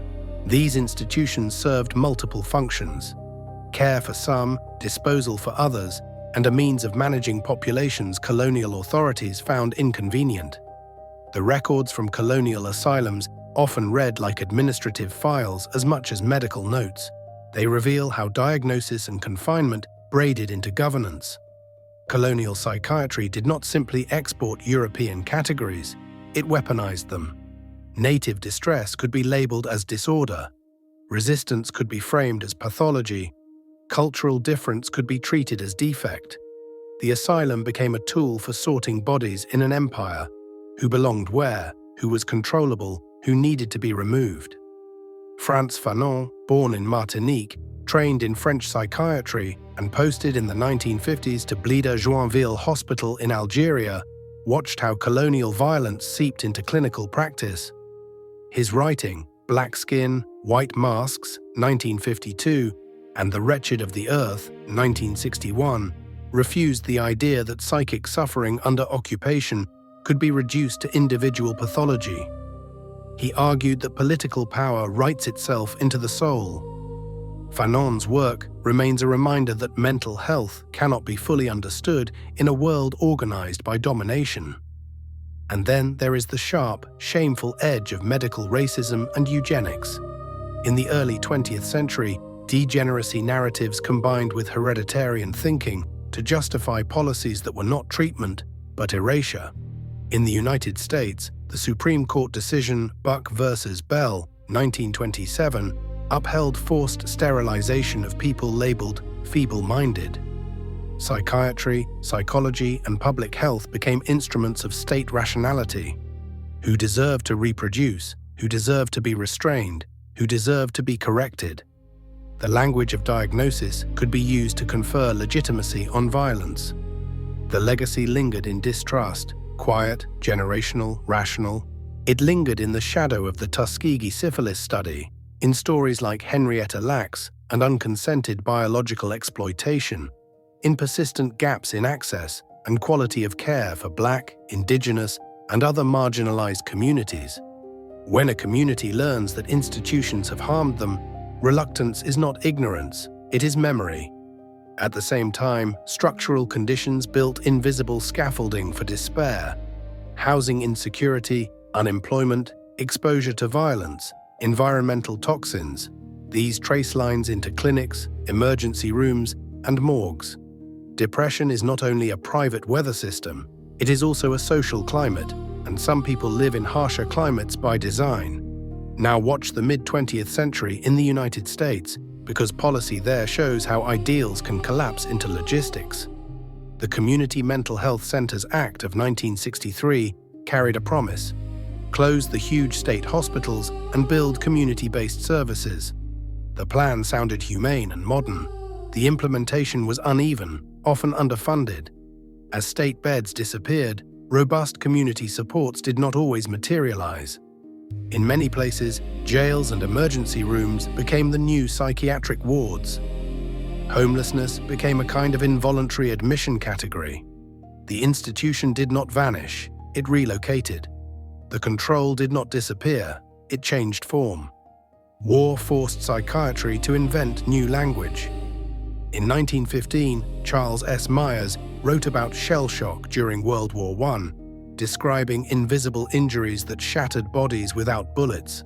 Soldiers returned from Verdun and the Somme with tremors, nightmares, paralysis, terror. Some were met with compassion. Others were accused of cowardice and punished. World War II brought combat fatigue and pragmatic forward psychiatry aimed at returning soldiers quickly to duty. The system treated psychic injury as a resource management problem. Vietnam changed the politics. Veterans advocacy, media coverage, and clinical research pressured institutions to recognize long-term trauma. In DSM-3, 1980, post-traumatic stress disorder entered the manual, legitimizing trauma as diagnosable. The label opened doors to care and compensation. It also compressed complex moral and political realities into clinical categories. Diagnosis can provide recognition. It can also narrow a story. These histories converge in what public health later called social determinants of health. The phrase sounds bureaucratic, but it names something painfully obvious. People's mental states are shaped by the conditions they live under. Johann Galtung sharpened the term structural violence. Paul Farmer, working in Haiti and Rwanda and writing from the 1990s onward, insisted that poverty, lack of food, unstable housing, political instability, and exposure to violence are not background noise. They are causal agents in illness, including mental illness. Research began to quantify what communities already knew. The Adverse Childhood Experiences (ACE) study in the late 1990s linked early trauma to later depression, addiction, heart disease, and more. Arlene Geronimus's Weathering hypothesis described how chronic exposure to racism and social marginalization accelerates biological aging in Black Americans, a concept that helps explain disparities in health that cannot be blamed on individual choice. Numbers piled up: depression clusters with unemployment, with caregiving burden, with intimate partner violence, with discrimination, with environmental exposure. When people say it's not all in your head, they are describing an ecosystem. And then the research world had to confront its own inequities. For decades, clinical trials and foundational studies drew heavily from narrow populations, high income, often white, Western, and disproportionately male. The knowledge claimed as universal was built on a thin parochial base. Policies like the NIH Revitalization Act of 1993 pushed for inclusion of women and minorities in US clinical research. Later pushes insisted on sex as a biological variable in preclinical work. Progress came, but slowly. The field still carries a weird bias: Western, educated, industrialized, rich, democratic, that distorts what we think we know. So when modern psychiatry speaks with authority, you should ask, authority over whom? Based on whose data? Built from which lives? As the 20th century ended and the 21st accelerated, science promised a deeper map: brain imaging, genetics, biomarkers. The promise was seductive. If we can see the brain, we can see depression. If we can sequence DNA, we can predict it. If we can identify markers in blood, we can measure it like cholesterol. But the deeper the tools went, the more complexity they uncovered. Functional MRI became widely usable in the late 20th century, offering pictures of brain activity that looked like proof. Large-scale projects aimed to map connectivity, default mode networks, salience networks, circuit language replacing the old humors. Helen Mayberg's work identified a region, Area 25 in the subgenual cingulate, implicated in severe depression, inspiring trials of deep brain stimulation that read like science fiction. Implant electrodes, modulate a node, unspool the sadness. The images were compelling, the ethics were heavy, and the methodology, over time, faced a reckoning. Many fMRI studies relied on small samples and complex statistics, vulnerable to false positives. The reproducibility crisis in psychology and neuroscience forced researchers to admit that robust brain behavior correlations often require thousands of subjects, not dozens. The glowing blobs could be mirages if the data were thin. Genetics underwent a similar arc. Early candidate gene claims, like the idea that certain serotonin transporter variants moderated the effect of stress, often failed to replicate at scale. The field pivoted to genome-wide association studies, scanning millions of variants across huge samples.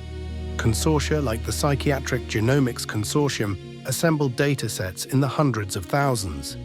They identified many loci associated with depression, but each explained a tiny fraction of risk. Depression proved polygenic and diffuse. Polygenic risk scores promised prediction, but their practical power was limited and their equity problems glaring. Most datasets were European ancestry heavy, making predictions less accurate for other groups. The lesson was not that biology is irrelevant, it was that biology is heterogeneous and intertwined with experience. There is no single depression switch to flip. There is no single pathway to cut and seal. The modern era kept promising a simple future: scan the brain, measure a marker, choose the right treatment with scientific confidence. Instead, it delivered a more complicated truth. Depression is not one thing. It is a convergence. Biology, biography, and the built environment keep colliding in different proportions inside different people. The closer the instruments get, the more they reveal variation. Biomarkers became the new grail. Inflammation markers in blood, cortisol traces of a stressed HPA axis, EEG signatures, BDNF and neurotrophic narratives. Of these, inflammation became one of the most persuasive threads, partly because it fit an old observation. When the body is sick, the mind often becomes heavy. Sickness behavior, fatigue, withdrawal, low appetite, low motivation, looks like depression because it overlaps with depression. But the clinical results were uneven. Trials of anti-inflammatory strategies showed that reducing inflammation does not reliably lift depression across the board. Some studies suggested a signal in subgroups. People who began with high inflammatory markers might respond differently. The pattern reinforced the core problem: depression is heterogeneous. A biomarker might matter for some, not for others. The field could not deliver a universal test because the condition was not universal in its mechanisms. At the same time, a different pharmacologic story took the stage, one that didn't wait weeks to work. Ketamine, an anesthetic long known in emergency medicine and surgery, began to show something startling in psychiatric studies at the turn of the millennium: rapid antidepressant effects. Not always lasting, not always clean, but sometimes swift, hours instead of weeks. The results were replicated in controlled trials in the 2000s, and in 2019, the FDA approved intranasal esketamine, Spravato, for treatment-resistant depression. Ketamine forced a rethink of mechanism. Monoamines had dominated the story for decades. Now glutamatergic transmission and synaptogenesis moved into the spotlight. New language followed: AMPA receptors, NMDA antagonism, mTOR pathways, rapid neural plasticity. The clinical logistics followed the biology. Esketamine was approved with a risk evaluation and mitigation strategy, REMS, administration under supervision, observation for dissociation and blood pressure changes, protocols designed to keep a fast-acting drug inside a controlled system. Meanwhile, private clinics offering intravenous ketamine proliferated, some careful and protocol-driven, some commercial and loose. The country learned a familiar lesson: when a treatment is both promising and profitable, it spreads faster than the evidence can mature. Equity questions opened immediately. Who could afford repeated infusions? Who could travel to a clinic during work hours? Who could take time for monitored dosing? The rapid cure story often belonged to those with resources. Then came the psychedelic renaissance, an old molecule returning with a new business suit. Psilocybin, LSD, and other psychedelics had long histories. Indigenous ceremonial uses, mid-century psychiatric experiments, and then legal suppression. In the 2000s and 2010s, controlled clinical research revived. Work at Johns Hopkins, Imperial College, and other centers reported that psilocybin-assisted therapy could produce meaningful reductions in depression and anxiety in carefully selected and supported patients. The narratives around psychedelics were rich: mystical experience, ego dissolution, psychological reset, increased cognitive flexibility. Neuroimaging studies proposed models of altered network dynamics and entropic brain states. But alongside hope arrived venture capital. Companies sought to commercialize not just a molecule, but a therapeutic package: dosing sessions, preparatory therapy, integration therapy, manuals, proprietary protocols. The business model was striking: transform something ancient into something patentable. Build clinics, train facilitators, sell a system. Again, the logistics carried ethical weight. Psychedelic-assisted therapy is not a pill you pick up at a pharmacy. It is time-intensive. Trained guides, long sessions, safe rooms, integration work. It is expensive. If these treatments become mainstream without deliberate equity planning, they will become boutique solutions, transformative for some, unreachable for many. And because psychedelic states are psychologically vulnerable states, power dynamics inside the room matter enormously. Who is the therapist? What safeguards exist? What happens when harm occurs? The history of psychiatry does not give us permission to be naive about revolutionary treatments. Neuromodulation also widened beyond ECT.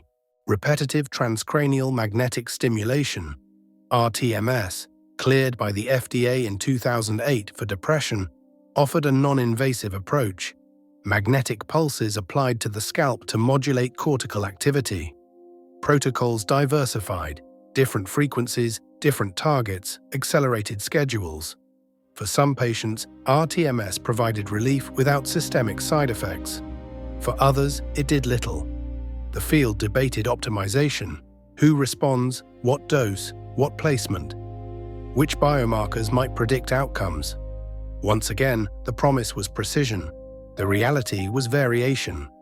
Deep brain stimulation, DBS, carried the most dramatic ambition. Implant electrodes in deep circuits, implicated in mood, and modulate them continuously. Early open-label trials for severe treatment-resistant depression inspired genuine excitement, including work targeting subgenual cingulate circuits. But larger controlled trials produced mixed results. Some individuals experienced profound improvement, others did not. The ethics were heavy. Implanting hardware in a person's brain to alter mood raises questions about agency, identity, consent, and what constitutes an acceptable risk when someone is desperate. Across all these new tools, ketamine, psychedelics, TMS, DBS, the old mid-century story tried to repeat itself. Direct intervention, dramatic hope, a rush to scale, and then a reckoning over evidence and ethics. The difference now is that regulation is more developed and public skepticism is sharper, but commercial pressure remains. And then the newest instrument arrived with a different kind of power: the phone in your pocket. Digital mental health promised scale, apps delivering cognitive behavioral therapy modules, online therapy platforms matching patients to clinicians, mood trackers, guided meditations, chatbots. For some people, these tools lowered barriers: no commute, more privacy, lower cost, easier scheduling. For others, they became a substitute offered in place of real care. An app instead of a therapist, a module instead of a relationship. A more ambitious wing of digital health pursued digital phenotyping, using passive data from smartphones and wearables to infer mental state, sleep duration, movement patterns, call frequency, typing speed, GPS location changes. The idea was seductive: detect relapse early, intervene before crisis, turn mental health into a measurable stream. But data is not ethically neutral. Surveillance logic can quietly transform care into monitoring. Who owns the data? Who accesses it? An app can be a helper or a collector. Employers may want productivity signals. Insurers may want risk stratification. Governments may want population control. What begins as support can become a tool to deny coverage, to discriminate, to market, to police. Artificial intelligence entered through the same door. Machine learning models can identify patterns in large data sets that humans miss. They can predict risk in controlled settings, assist triage, flag concerning language in messages. But algorithms learn from data that carries historical bias. If the dataset underrepresents certain racial groups, the model misclassifies them. If the dataset reflects privileged pathways into care, the model will reproduce privilege. And the design and control of these systems is concentrated. Universities, startups, large technology firms, while regulation lags behind. So the question, who controls mood, takes on a new meaning. In the asylum era, control was architectural and legal. In the pill era, it was molecular and commercial. In the digital era, it risks becoming informational. your sadness translated into data points, your risk profile becoming an asset. This is where the old history matters. We have seen what happens when institutions treat people as management problems. We have seen what happens when interventions are rolled out faster than consent, and oversight can catch up. We have seen what happens when profit and stigma collaborate. If you want this future to be humane, it has to be deliberate. It requires policies that protect privacy, regulate data use, and forbid discrimination. It requires transparency in digital therapeutics, the way we demand transparency in drug trials. It requires that engagement metrics not replace actual outcomes. It requires that novelty not crowd out basics: stable housing, food security, safety from violence, meaningful work, social belonging. And it requires pluralism, the refusal to let any single instrument, pill, scan, algorithm, or stimulation device become the sole gatekeeper of care. Global mental health work has tried to approach this with practical humility. Programs emphasizing task shifting, training community health workers to deliver evidence-based interventions under supervision, offer reach without requiring elite specialists everywhere. The World Health Organization's MH-GAP initiative, launched in 2008, sought to expand access by integrating mental health into primary care in low-resource settings. Figures like Vikram Patel have argued that mental health care must be scalable, culturally adapted, and connected to social support, not just to medication. The basic truth is stubborn. A brain does not exist outside a life. A life does not exist outside a society. Depression is medical, yes, but it is also economic, political, relational. Any technology that pretends otherwise will fail, or it will succeed at the wrong thing, creating compliance rather than healing. When you name something, you don't just describe it. You place it inside a system that has budgets, laws, and consequences.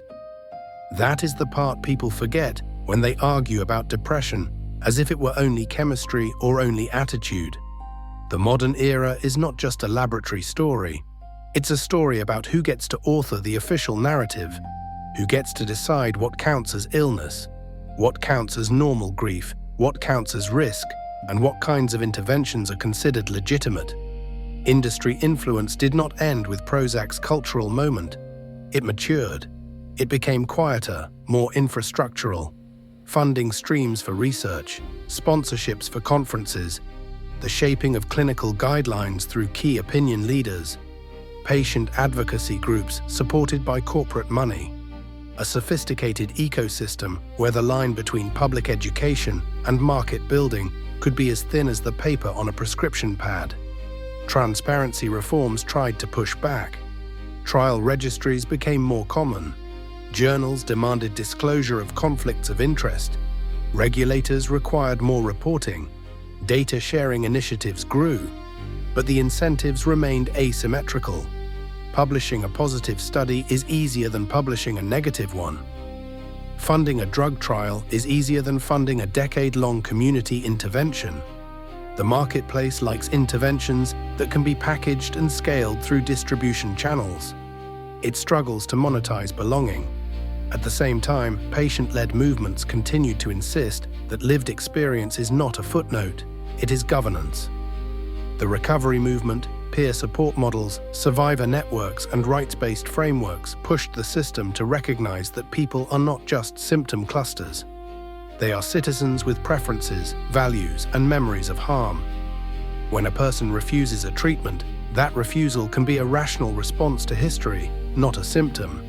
This clash between a system designed for standardization and a reality defined by singular lives shows up most sharply in crises. Involuntary treatment remains one of the most ethically loaded practices in medicine. Clinicians face real dilemmas when someone is acutely suicidal, unable to eat, psychotic, or dangerously impulsive. Families fear loss and plead for intervention. Courts weigh liberty against safety. Hospitals manage risk and liability. In those moments, who decides is not abstract. It is a hand on a form, a judge's order, a locked door. Over the decades, many jurisdictions have tried to refine standards. Dangerousness thresholds, capacity evaluations, time-limited holds, judicial review, least restrictive alternative. Some places have expanded outpatient commitment, requiring treatment adherence in the community under court order. Supporters argue it prevents relapse and hospitalization. Critics argue it extends coercion into everyday life and disproportionately burdens marginalized communities. The same tools that protect can also police. The UN Convention on the Rights of Persons with Disabilities added fuel to this debate, with some advocates arguing that involuntary treatment violates fundamental rights and should be abolished in favor of supported decision-making models. Others counter that abolition without robust crisis alternatives, risks leaving people to die by suicide or untreated psychosis. The debate is not just moral, it is logistical. You cannot replace coercion with support if you refuse to fund support. And that's the hinge. The system's moral claims are only as good as its budgets. This is why deinstitutionalization became both liberation and disaster. Closing state hospitals was not by itself a humane act. It was humane only if replaced by services that could hold people safely. Crisis respite centers, supported housing, community teams, accessible therapy, medication management with real monitoring, employment programs, family support. In many places, the replacement was partial. The result was trans-institutionalization. People moved from hospitals to jails, from wards to sidewalks. The coercion changed uniforms. So the modern fight became less about one dramatic procedure and more about the shape of the entire ecosystem. What is funded, what is reimbursed, what is allowed, what is punished, what is outsourced to families who are already exhausted. In this ecosystem, precision psychiatry tried to rise as a promised escape. If depression is too broad, the argument went, perhaps we can subdivide it into biologically meaningful subtypes. Different inflammatory profiles, different circuit signatures, different genetic risks, and then match treatments accordingly. An algorithmic future, the right medication, the right therapy, the right stimulation protocol for this person. But precision requires data, and data requires scale, and scale raises equity questions. Who gets scanned? Who gets sequenced? Who lives near academic centers? Who can take time off work for repeated appointments? The danger is a two-tier system, precision care for the affluent and blunt care, quick prescriptions, short visits, minimal follow-up for everyone else. A future where inequality is written into clinical pathways. The old story repeats, the power to define illness and deliver treatment clusters where resources cluster. The map follows the money, and yet there are countercurrents. Models that try to restructure care around relationships rather than devices. Open dialogue, developed in Western Lapland in Finland beginning in the 1980s, became famous for an approach to crisis that prioritized immediate network meetings. Family, community, clinicians, minimal medication, continuity of staff, and shared decision-making. The results in some reports were promising. But what made it work was not magic theory. It was humane logistics, rapid response, time to talk, stable teams, involvement of social networks. The same ingredients the American system often refuses to pay for. Similarly, crisis respite centers, peer-run alternatives, and housing-first approaches demonstrate a stubborn truth. Stable shelter and community support can prevent psychiatric crises as effectively as many clinical interventions. You can't treat someone out of homelessness with an SSRI. You can't stabilize a person in chronic fear without addressing the violence around them. These are the limits of the chemical imbalance narrative. Even if monoamines matter, and they do for many, monoamines are not the only story. People can be depressed because their neurotransmitters are dysregulated, because their childhood taught their nervous system to expect danger, because their body is inflamed, because their work is degrading, because their rent is impossible, because racism makes every day a minor injury, because grief has nowhere to land. Depression can be the brain's response to a life that doesn't allow safety. Modern medicine can hold multiple truths, but systems often prefer one truth at a time, the truth that fits a billing code. That preference shows up in how psychotherapy is valued. Evidence-based therapies work, but they require workforce capacity, trained clinicians, supervision, time. When reimbursement is low and paperwork high, therapists burn out. When mental health parity laws are weakly enforced, insurance networks become narrow and access becomes theoretical. Meanwhile, medication, cheaper per visit, easier to standardize, fills the gap. The result is not a conspiracy, it is an economic channel. Patients feel this channel as a kind of quiet coercion. Here is the pill I can offer, the rest is a waiting list. So the modern era's core battle is less about whether depression is real, it is, and more about what kind of reality we privilege in response. Do we respond as if it is primarily a brain disorder, a social disorder, a trauma disorder, a moral failing, a spiritual crisis, a normal part of living? Different answers produce different systems of care and different systems of control. And the stakes are not only clinical, they are cultural. They shape how people tell their own stories. A person who adopts the chemical imbalance narrative may feel relief from shame, but may also feel reduced to malfunction. A person who adopts a purely social narrative may feel validated, but may also feel helpless if their circumstances cannot change. A person who adopts a purely psychological narrative may find meaning, but may also be blamed for not doing the work fast enough. Every narrative has a shadow. This is why the history of depression keeps circling back to the same uncomfortable questions. When we create a category, who benefits? When we build a system, who gets left out? When we offer treatment, do we also demand compliance? When we label suffering, do we open a door, or do we set a lock? I'm the Forbidden Dispensary, and I keep returning to that word, logistics. Not because it's cold, but because it's where ethics becomes real. Ethics is not only what you believe. Ethics is what you fund, staff, enforce, document, and make possible. The present tense is where all the old arguments return, wearing new clothing. The wards are quieter now, the chains mostly symbolic, the scalpels more regulated, the pills more common than aspirin in some zip codes. But the pressure on clinicians, on families, on systems has not eased. It has shifted, it has digitized. It has been packaged into subscriptions and protocols and care pathways that look gentle until you notice how little choice some people actually have. If this series is earning your time, hit like and subscribe. And if you're still with me at this hour, drop your location and the local time in the comments. I want to see the map of listeners who are awake inside this story. Now, let's talk about the new dispensaries. Not the metaphorical ones, the literal ones. Clinics that sell hope with a checkout screen. Ketamine chains expanded because they solved a particular modern problem. They offered speed. They offered something for treatment-resistant depression that could be marketed as urgent relief. In a system where waiting months for a therapist is normal, a clinic that can schedule you next week feels like rescue.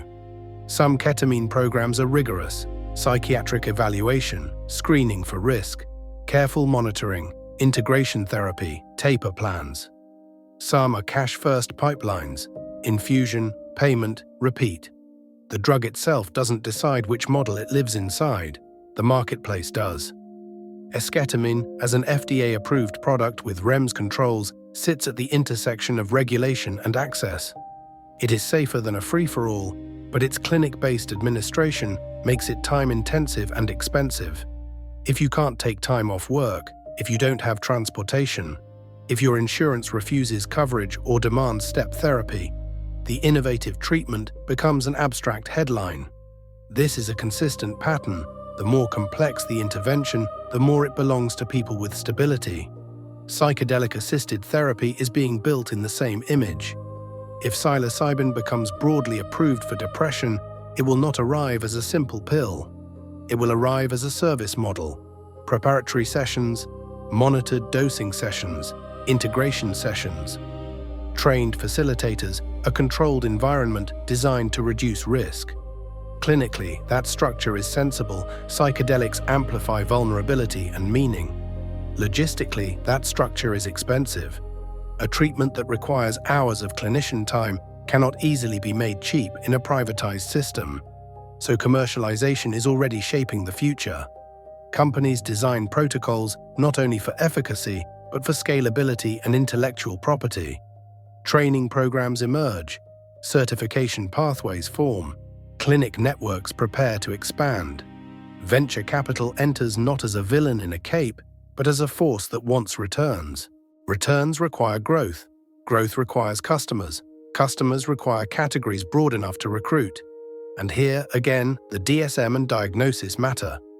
If a treatment is approved for treatment-resistant depression, what counts as resistant? 2 failed medications? 3. How long? What about people who refuse medication because of side effects? Are they resistant or merely cautious? How categories are defined determines who can access new interventions and who is considered appropriate for them. Eligibility is power. Neuromodulation continues to evolve in parallel. RTMS clinics have spread widely, offering sessions that can be billed, coded, and repeated. Protocols have diversified. Standard left dorsolateral prefrontal cortex stimulation, right-sided inhibitory protocols, theta burst stimulation to shorten session time, accelerated courses. Some people experience meaningful relief. Others complete full courses with little change. Insurance coverage varies. Prior authorization rules can be exhausting. Again, the system's logic, cost control, touches the patient as friction. ECT remains in the background as both a lifesaver and a cultural symbol. Modern ECT is safer than its early form. Anesthesia, muscle relaxants, monitoring, more careful consent. Yet fear persists, partly because memory impairment is real for some patients, and partly because historical coercion has a long shadow. The ethical task is to hold both truths. ECT can be profoundly effective for severe depression and catatonia, and it also demands rigorous consent processes and honest discussion of risks. A humane system does not hide the past, it learns from it. Now add the newest layer, AI and data.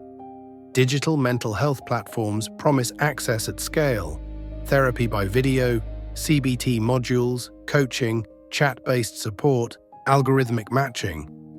For many people, these tools are better than nothing, sometimes better than what local options provide. But scale can also be a disguise for underinvestment. When a health system offers an app as a substitute for therapy, it is not offering innovation. It is offering austerity with a sleek interface. The more unsettling frontier is predictive analytics. Risk models trained on electronic health records, insurance claims, or app data can be used to flag people at risk of relapse or suicide.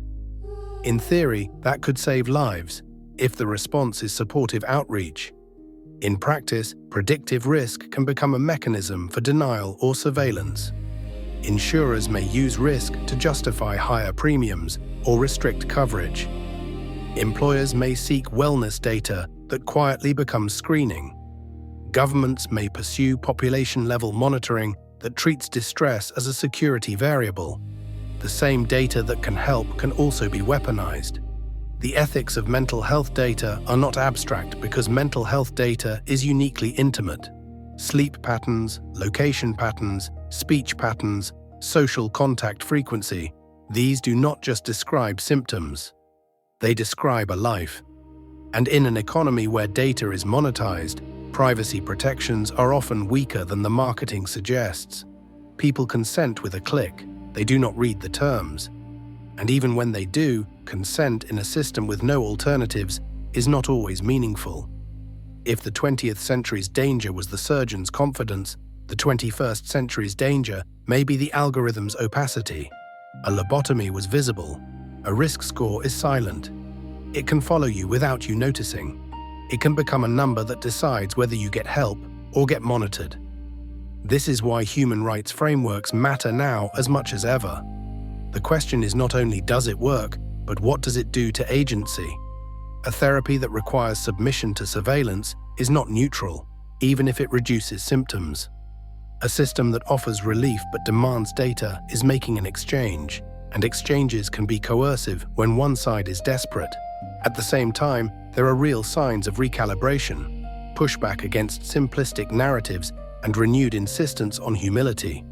The chemical imbalance story has been publicly questioned more openly. Many clinicians now frame antidepressants as tools that modify neurotransmission and can help some people without claiming a single deficit model. Withdrawal and discontinuation have become more visible in clinical education and patient communities. Tapering protocols are discussed with more seriousness. Patients share experiences in networks that bypass traditional gatekeepers, sometimes spreading misinformation, but also forcing the profession to listen to what it once minimized. Research culture has also tightened in some areas. Trial pre-registration, stronger disclosure rules, more emphasis on replication. Not enough, but more. The profession is learning, slowly, that credibility is not a given. It is earned through transparency. Meanwhile, social determinants have moved from activist language into mainstream policy talk. Some health systems screen for housing insecurity, food insecurity, domestic violence. Some integrate social workers and community resource referrals. Again, uneven. But the vocabulary is changing, and vocabulary often precedes funding. Still, the basic contradiction remains. The most effective long-term prevention for many depressions is social stability. Safe housing, dignified work, strong relationships, accessible care. Those are expensive in political terms. Pills are cheaper in the short term. Apps are cheaper still. The temptation to substitute the cheap for the necessary is constant.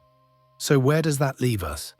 It leaves us where this history always leaves us, with a negotiation between standardization and singularity, between relief and control, between what can be billed and what actually heals. And the negotiation is not a metaphor. It lives in every intake form that asks you to reduce your life to symptoms. It lives in every insurance denial that turns therapy into a privilege. It lives in every family argument about hospitalization. It lives in every patient who swallows a pill and wonders if the relief is them or a new self. It lives in every person who refuses a treatment because they remember what institutions did to people like them. The future will bring more tools, new psychedelics, refined stimulation protocols, perhaps faster-acting antidepressants, perhaps better predictors of who will respond to what. But tools do not answer the ethical question. Tools only intensify it. Because the true prize has never been merely symptom reduction. The prize is authority, the right to define what counts as illness, and the power to decide what happens next. If you're waiting for the tidy ending, one discovery that settles the argument, one therapy that ends the suffering, one authority that finally earns unquestioned trust, this history will disappoint you on purpose. Depression has never been a single thing with a single key. It has been a shifting contract between bodies and stories, between private pain and public order, between what a culture can tolerate and what it chooses to medicate, confine, spiritualize, or ignore. What changes across centuries is not only treatment. What changes is the answer to a more dangerous question. Who owns the interpretation of the suffering person? In the ancient world, sadness was read as a sign of offended gods or malignant spirits, then treated with ritual and remedy. In the classical world, it became black bile and temperament, written into treatises that could be taught. In the medieval world, it was sin and trial and demonic temptation, braided together with purges and prayers. In the early modern world, it became an object of classification, something that could be enumerated and administratively managed. Then the asylum age arrived and made the inner weather into architecture. The building itself became an argument: light, air, routine, surveillance, separation. Compassion and control moved in together and never fully divorced. The moral treatment reformers insisted on dignity, on work, on routine as medicine. But routine is also a discipline. It trains the body into compliance, and the institution that administers it accumulates power. Kraepelin's categories made the asylum more efficient by making prognosis part of diagnosis. Freud's couch offered an intimacy that seemed to oppose the ward, yet it also created a new hierarchy: the analyst as interpreter, the patient as text. Then the mid-century somatic era tried to bypass interpretation entirely, reset the brain with electricity, metabolism, knives, turning suffering into a target. After that, psychopharmacology made treatment portable, scalable, and commercial. The pharmacy shelf replaced the asylum bed as the symbol of psychiatric care. Then DSM checklists standardized the story. Epidemiology counted it. Insurance systems priced it. Industry marketed it. Activists resisted it. Courts regulated it. Digital systems began to harvest it. And through it all, the person living inside the sadness kept asking the same question in different words: will you help me, or will you manage me? A system that answers help must do more than offer a medication. It must build conditions in which treatment is chosen, not imposed, in which care is available without humiliation, in which someone can say no without losing everything. That requires infrastructure. It requires money. It requires policies that prefer dignity to efficiency when the two collide. And that is why the history of depression is inseparable from budgets. You can't talk about the rise of asylums without talking about counties being required to build them. You can't talk about the rise of antidepressants without talking about manufacturing, marketing, and reimbursement. You can't talk about deinstitutionalization without talking about what was not built afterward. You can't talk about therapy without talking about time, and who can afford it. In every era, the ethical failures look different on the surface. Underneath, they share a structure. The suffering person becomes an object of administration. Their story is reduced to what the system can process. The ancient priest-physician processed grief through ritual. The humoral doctor processed it through fluids. The asylum processed it through confinement and routine. The psychoanalytic clinic processed it through narrative and interpretation. The modern system processes it through codes, prescriptions, and risk management. The digital system threatens to process it through data. Each method can relieve suffering. Each method can also harm, especially when it forgets consent or confuses compliance with cure. So what does this history teach, if it teaches anything worth keeping? First, humility. Not the performative kind, the practical kind that shows up in language. The ability to say, we don't fully know why this works, but we know it helps some people. The ability to say, this diagnosis is a tool, not your identity. The ability to say, your grief is not a disorder unless it becomes unlivable. Humility keeps medicine from turning into certainty-driven violence. Second, pluralism. Depression is not one mechanism, so it should not be answered by one modality. Some people need medication, some need psychotherapy, some need both, some need ECT, some need sleep restored, substance use treated, thyroid disease addressed, trauma processed, relationships repaired. Some need housing and safety more urgently than they need a new medication.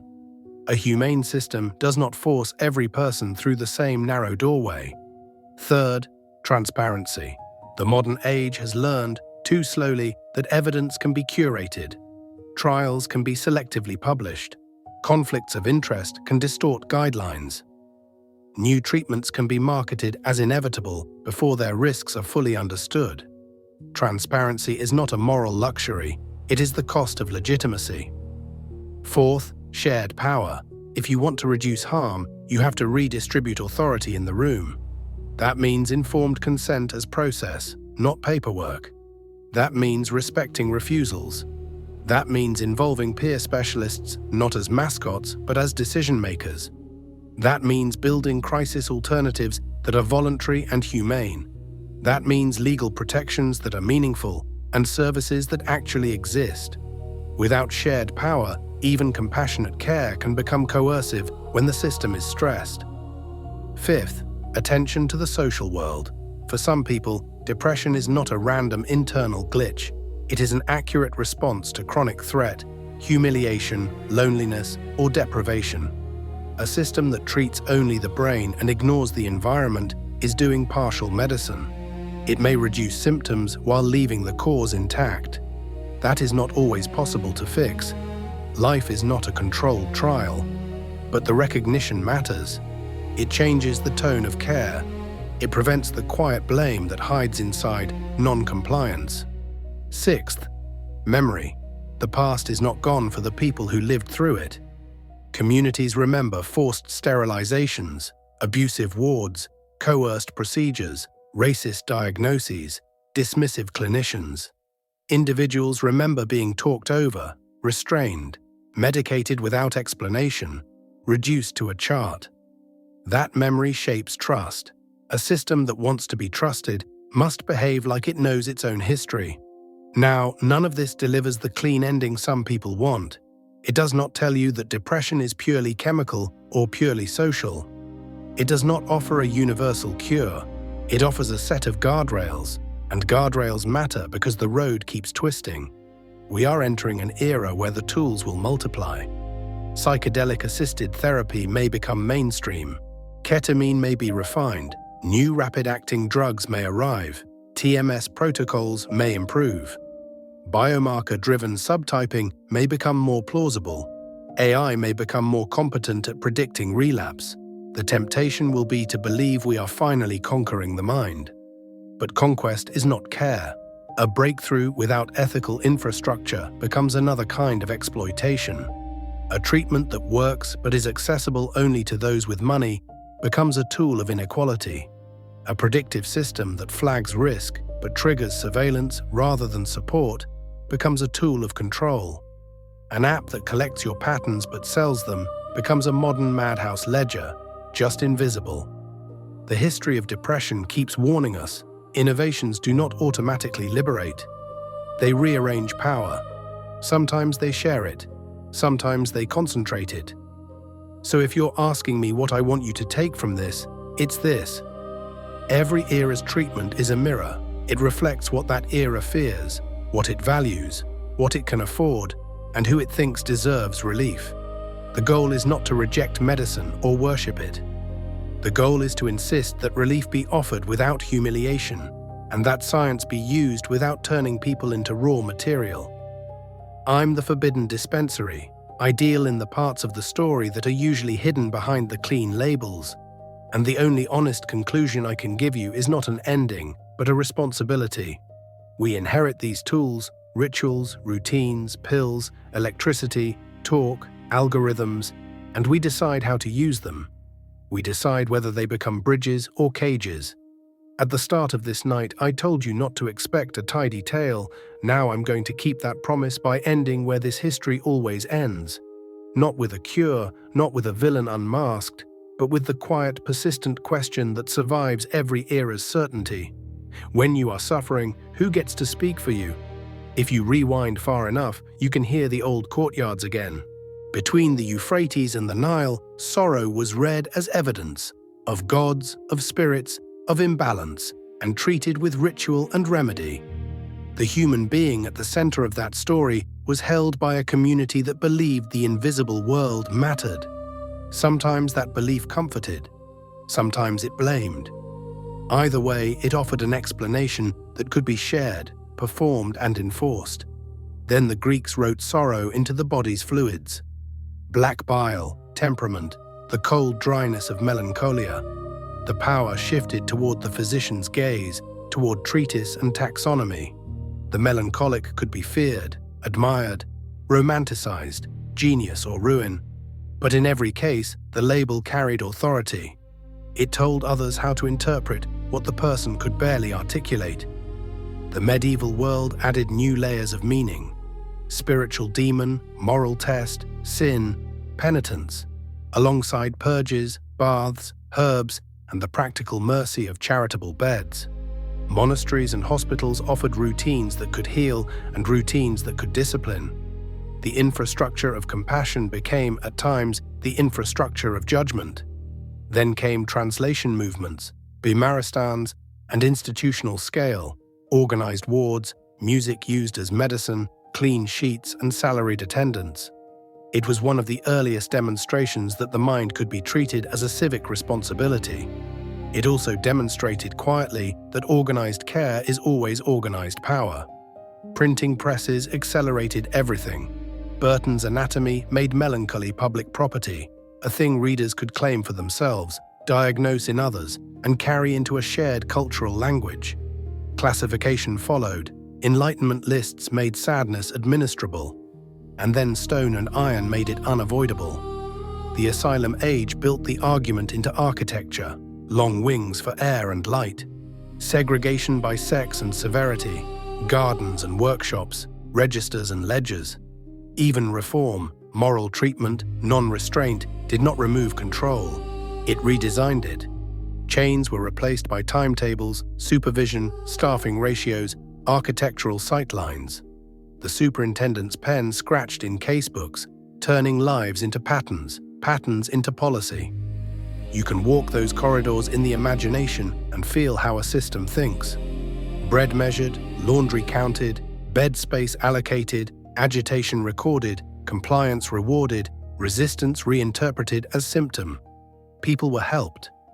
People were also held, and once held, they were easier to forget. Then psychoanalysis arrived, promising a different kind of dignity. Your suffering means something. Your history matters. Your words matter. The ward timetable became a consulting room clock. The ledger became a set of notes about associations, dreams, defenses. But the power remained complicated. The analyst interpreted. The patient learned to narrate themselves in the analyst's language. Some were freed by that language. Some were confined by it, made responsible for pains rooted in the world outside the room. Mid-century medicine, hungry for speed and certainty, tried to bypass meaning entirely. Electricity, insulin shock, psychosurgery, interventions that treated the mind as circuitry to be reset. ECT saved lives and still does. Insulin comas faded under their own danger. Lobotomy became a warning carved into cultural memory. These were the years when psychiatry's confidence could be measured in volts and blades, and when the cost of that confidence became undeniable. And then chemistry changed the scale again. MAOIs, tricyclics, SSRIs, Prozac and its descendants. The treatment moved from buildings to bottles, from institutions to supply chains. In some ways, this was liberation. It allowed people to live at home, to work, to parent, to survive without being swallowed by a ward. In other ways, it relocated dependency, from the superintendent's authority to the insurer's formulary, from the locked door to the refill schedule, from the asylum ledger to the pharmacy database. The DSM era standardized the language so that the system could operate faster. Checklists improved reliability. Epidemiology turned suffering into prevalence. Global burden metrics turned sadness into a ranking of disability. Insurance demanded codes. Codes shaped treatment. And once codes shaped treatment, the map began to shape the territory. What could be diagnosed could be reimbursed. What could be reimbursed could be offered. What could not be reimbursed became, too often, invisible. Then the backlash and the activism matured. Patient-survivor movements, recovery models, human rights frameworks, legal reforms, peer support. These efforts insisted on what earlier systems often denied, that people with diagnoses are not merely subjects of care, but authors of their own lives, not problems to be managed, partners to be respected. And now, in the present tense, the instruments multiply again. Ketamine clinics and esketamine protocols, RTMS networks, the psychedelic renaissance packaged into proprietary systems, AI tools and digital phenotyping, apps that promise access and quietly collect data. The old question of control returns in new form. Not only will you medicate me, or will you hospitalize me, but will you monitor me? Will you sell my patterns? Will my risk score follow me into employment, insurance, custody decisions, credit decisions, immigration decisions? This is why I keep saying the history of depression is not simply medical. It is bureaucratic, ethical, economic, cultural, intimate. Because the battle was never only about what depression is, it was about what depression authorizes. It authorizes compassionate intervention. It authorizes coercion. It authorizes funding. It authorizes denial of funding. It authorizes disability support. It authorizes discrimination. It authorizes a person to seek help without shame.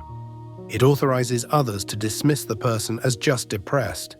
Every label is a tool, and tools cut both ways. So here is the only ending that fits the truth. Depression will continue to be mapped by circuits, by molecules, by narratives, by social policy. New treatments will arrive, and some will genuinely reduce suffering. Some will be oversold. Some will be restricted to the privileged. Some will carry harms we won't fully recognize until later. And the ethics will remain, because ethics is not a side quest. Ethics is the main story. If you want the future to be better than the past, the demands are not mysterious. Demand humility from anyone selling certainty. Demand transparency from anyone selling evidence. Demand choice in a field that has long confused compliance with improvement. Demand access that is not gated by wealth or geography. Demand privacy in an era eager to monetize distress. Demand social investment, housing, safety, meaningful work, community. Because for many people, those are the most powerful antidepressants that never come in a bottle. And if you are listening to this because depression has touched your life, then I want you to hear one thing clearly, without slogans and without romance. Your suffering is real, and it deserves care that does not humiliate you. Any system that requires you to surrender your dignity to receive help is not finished evolving. I'm the Forbidden Dispensary, and I don't close with a miracle. I close with a flashlight.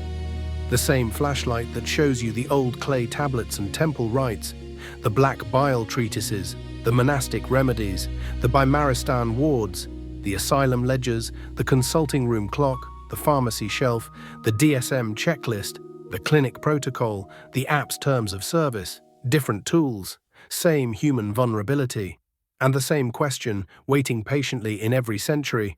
When you are suffering, who gets to speak for you? If this series held your attention, hit like and subscribe. And before you go, tell me your location and the time there right now. I want to know how far this story traveled tonight and who stayed awake long enough to hear the ending.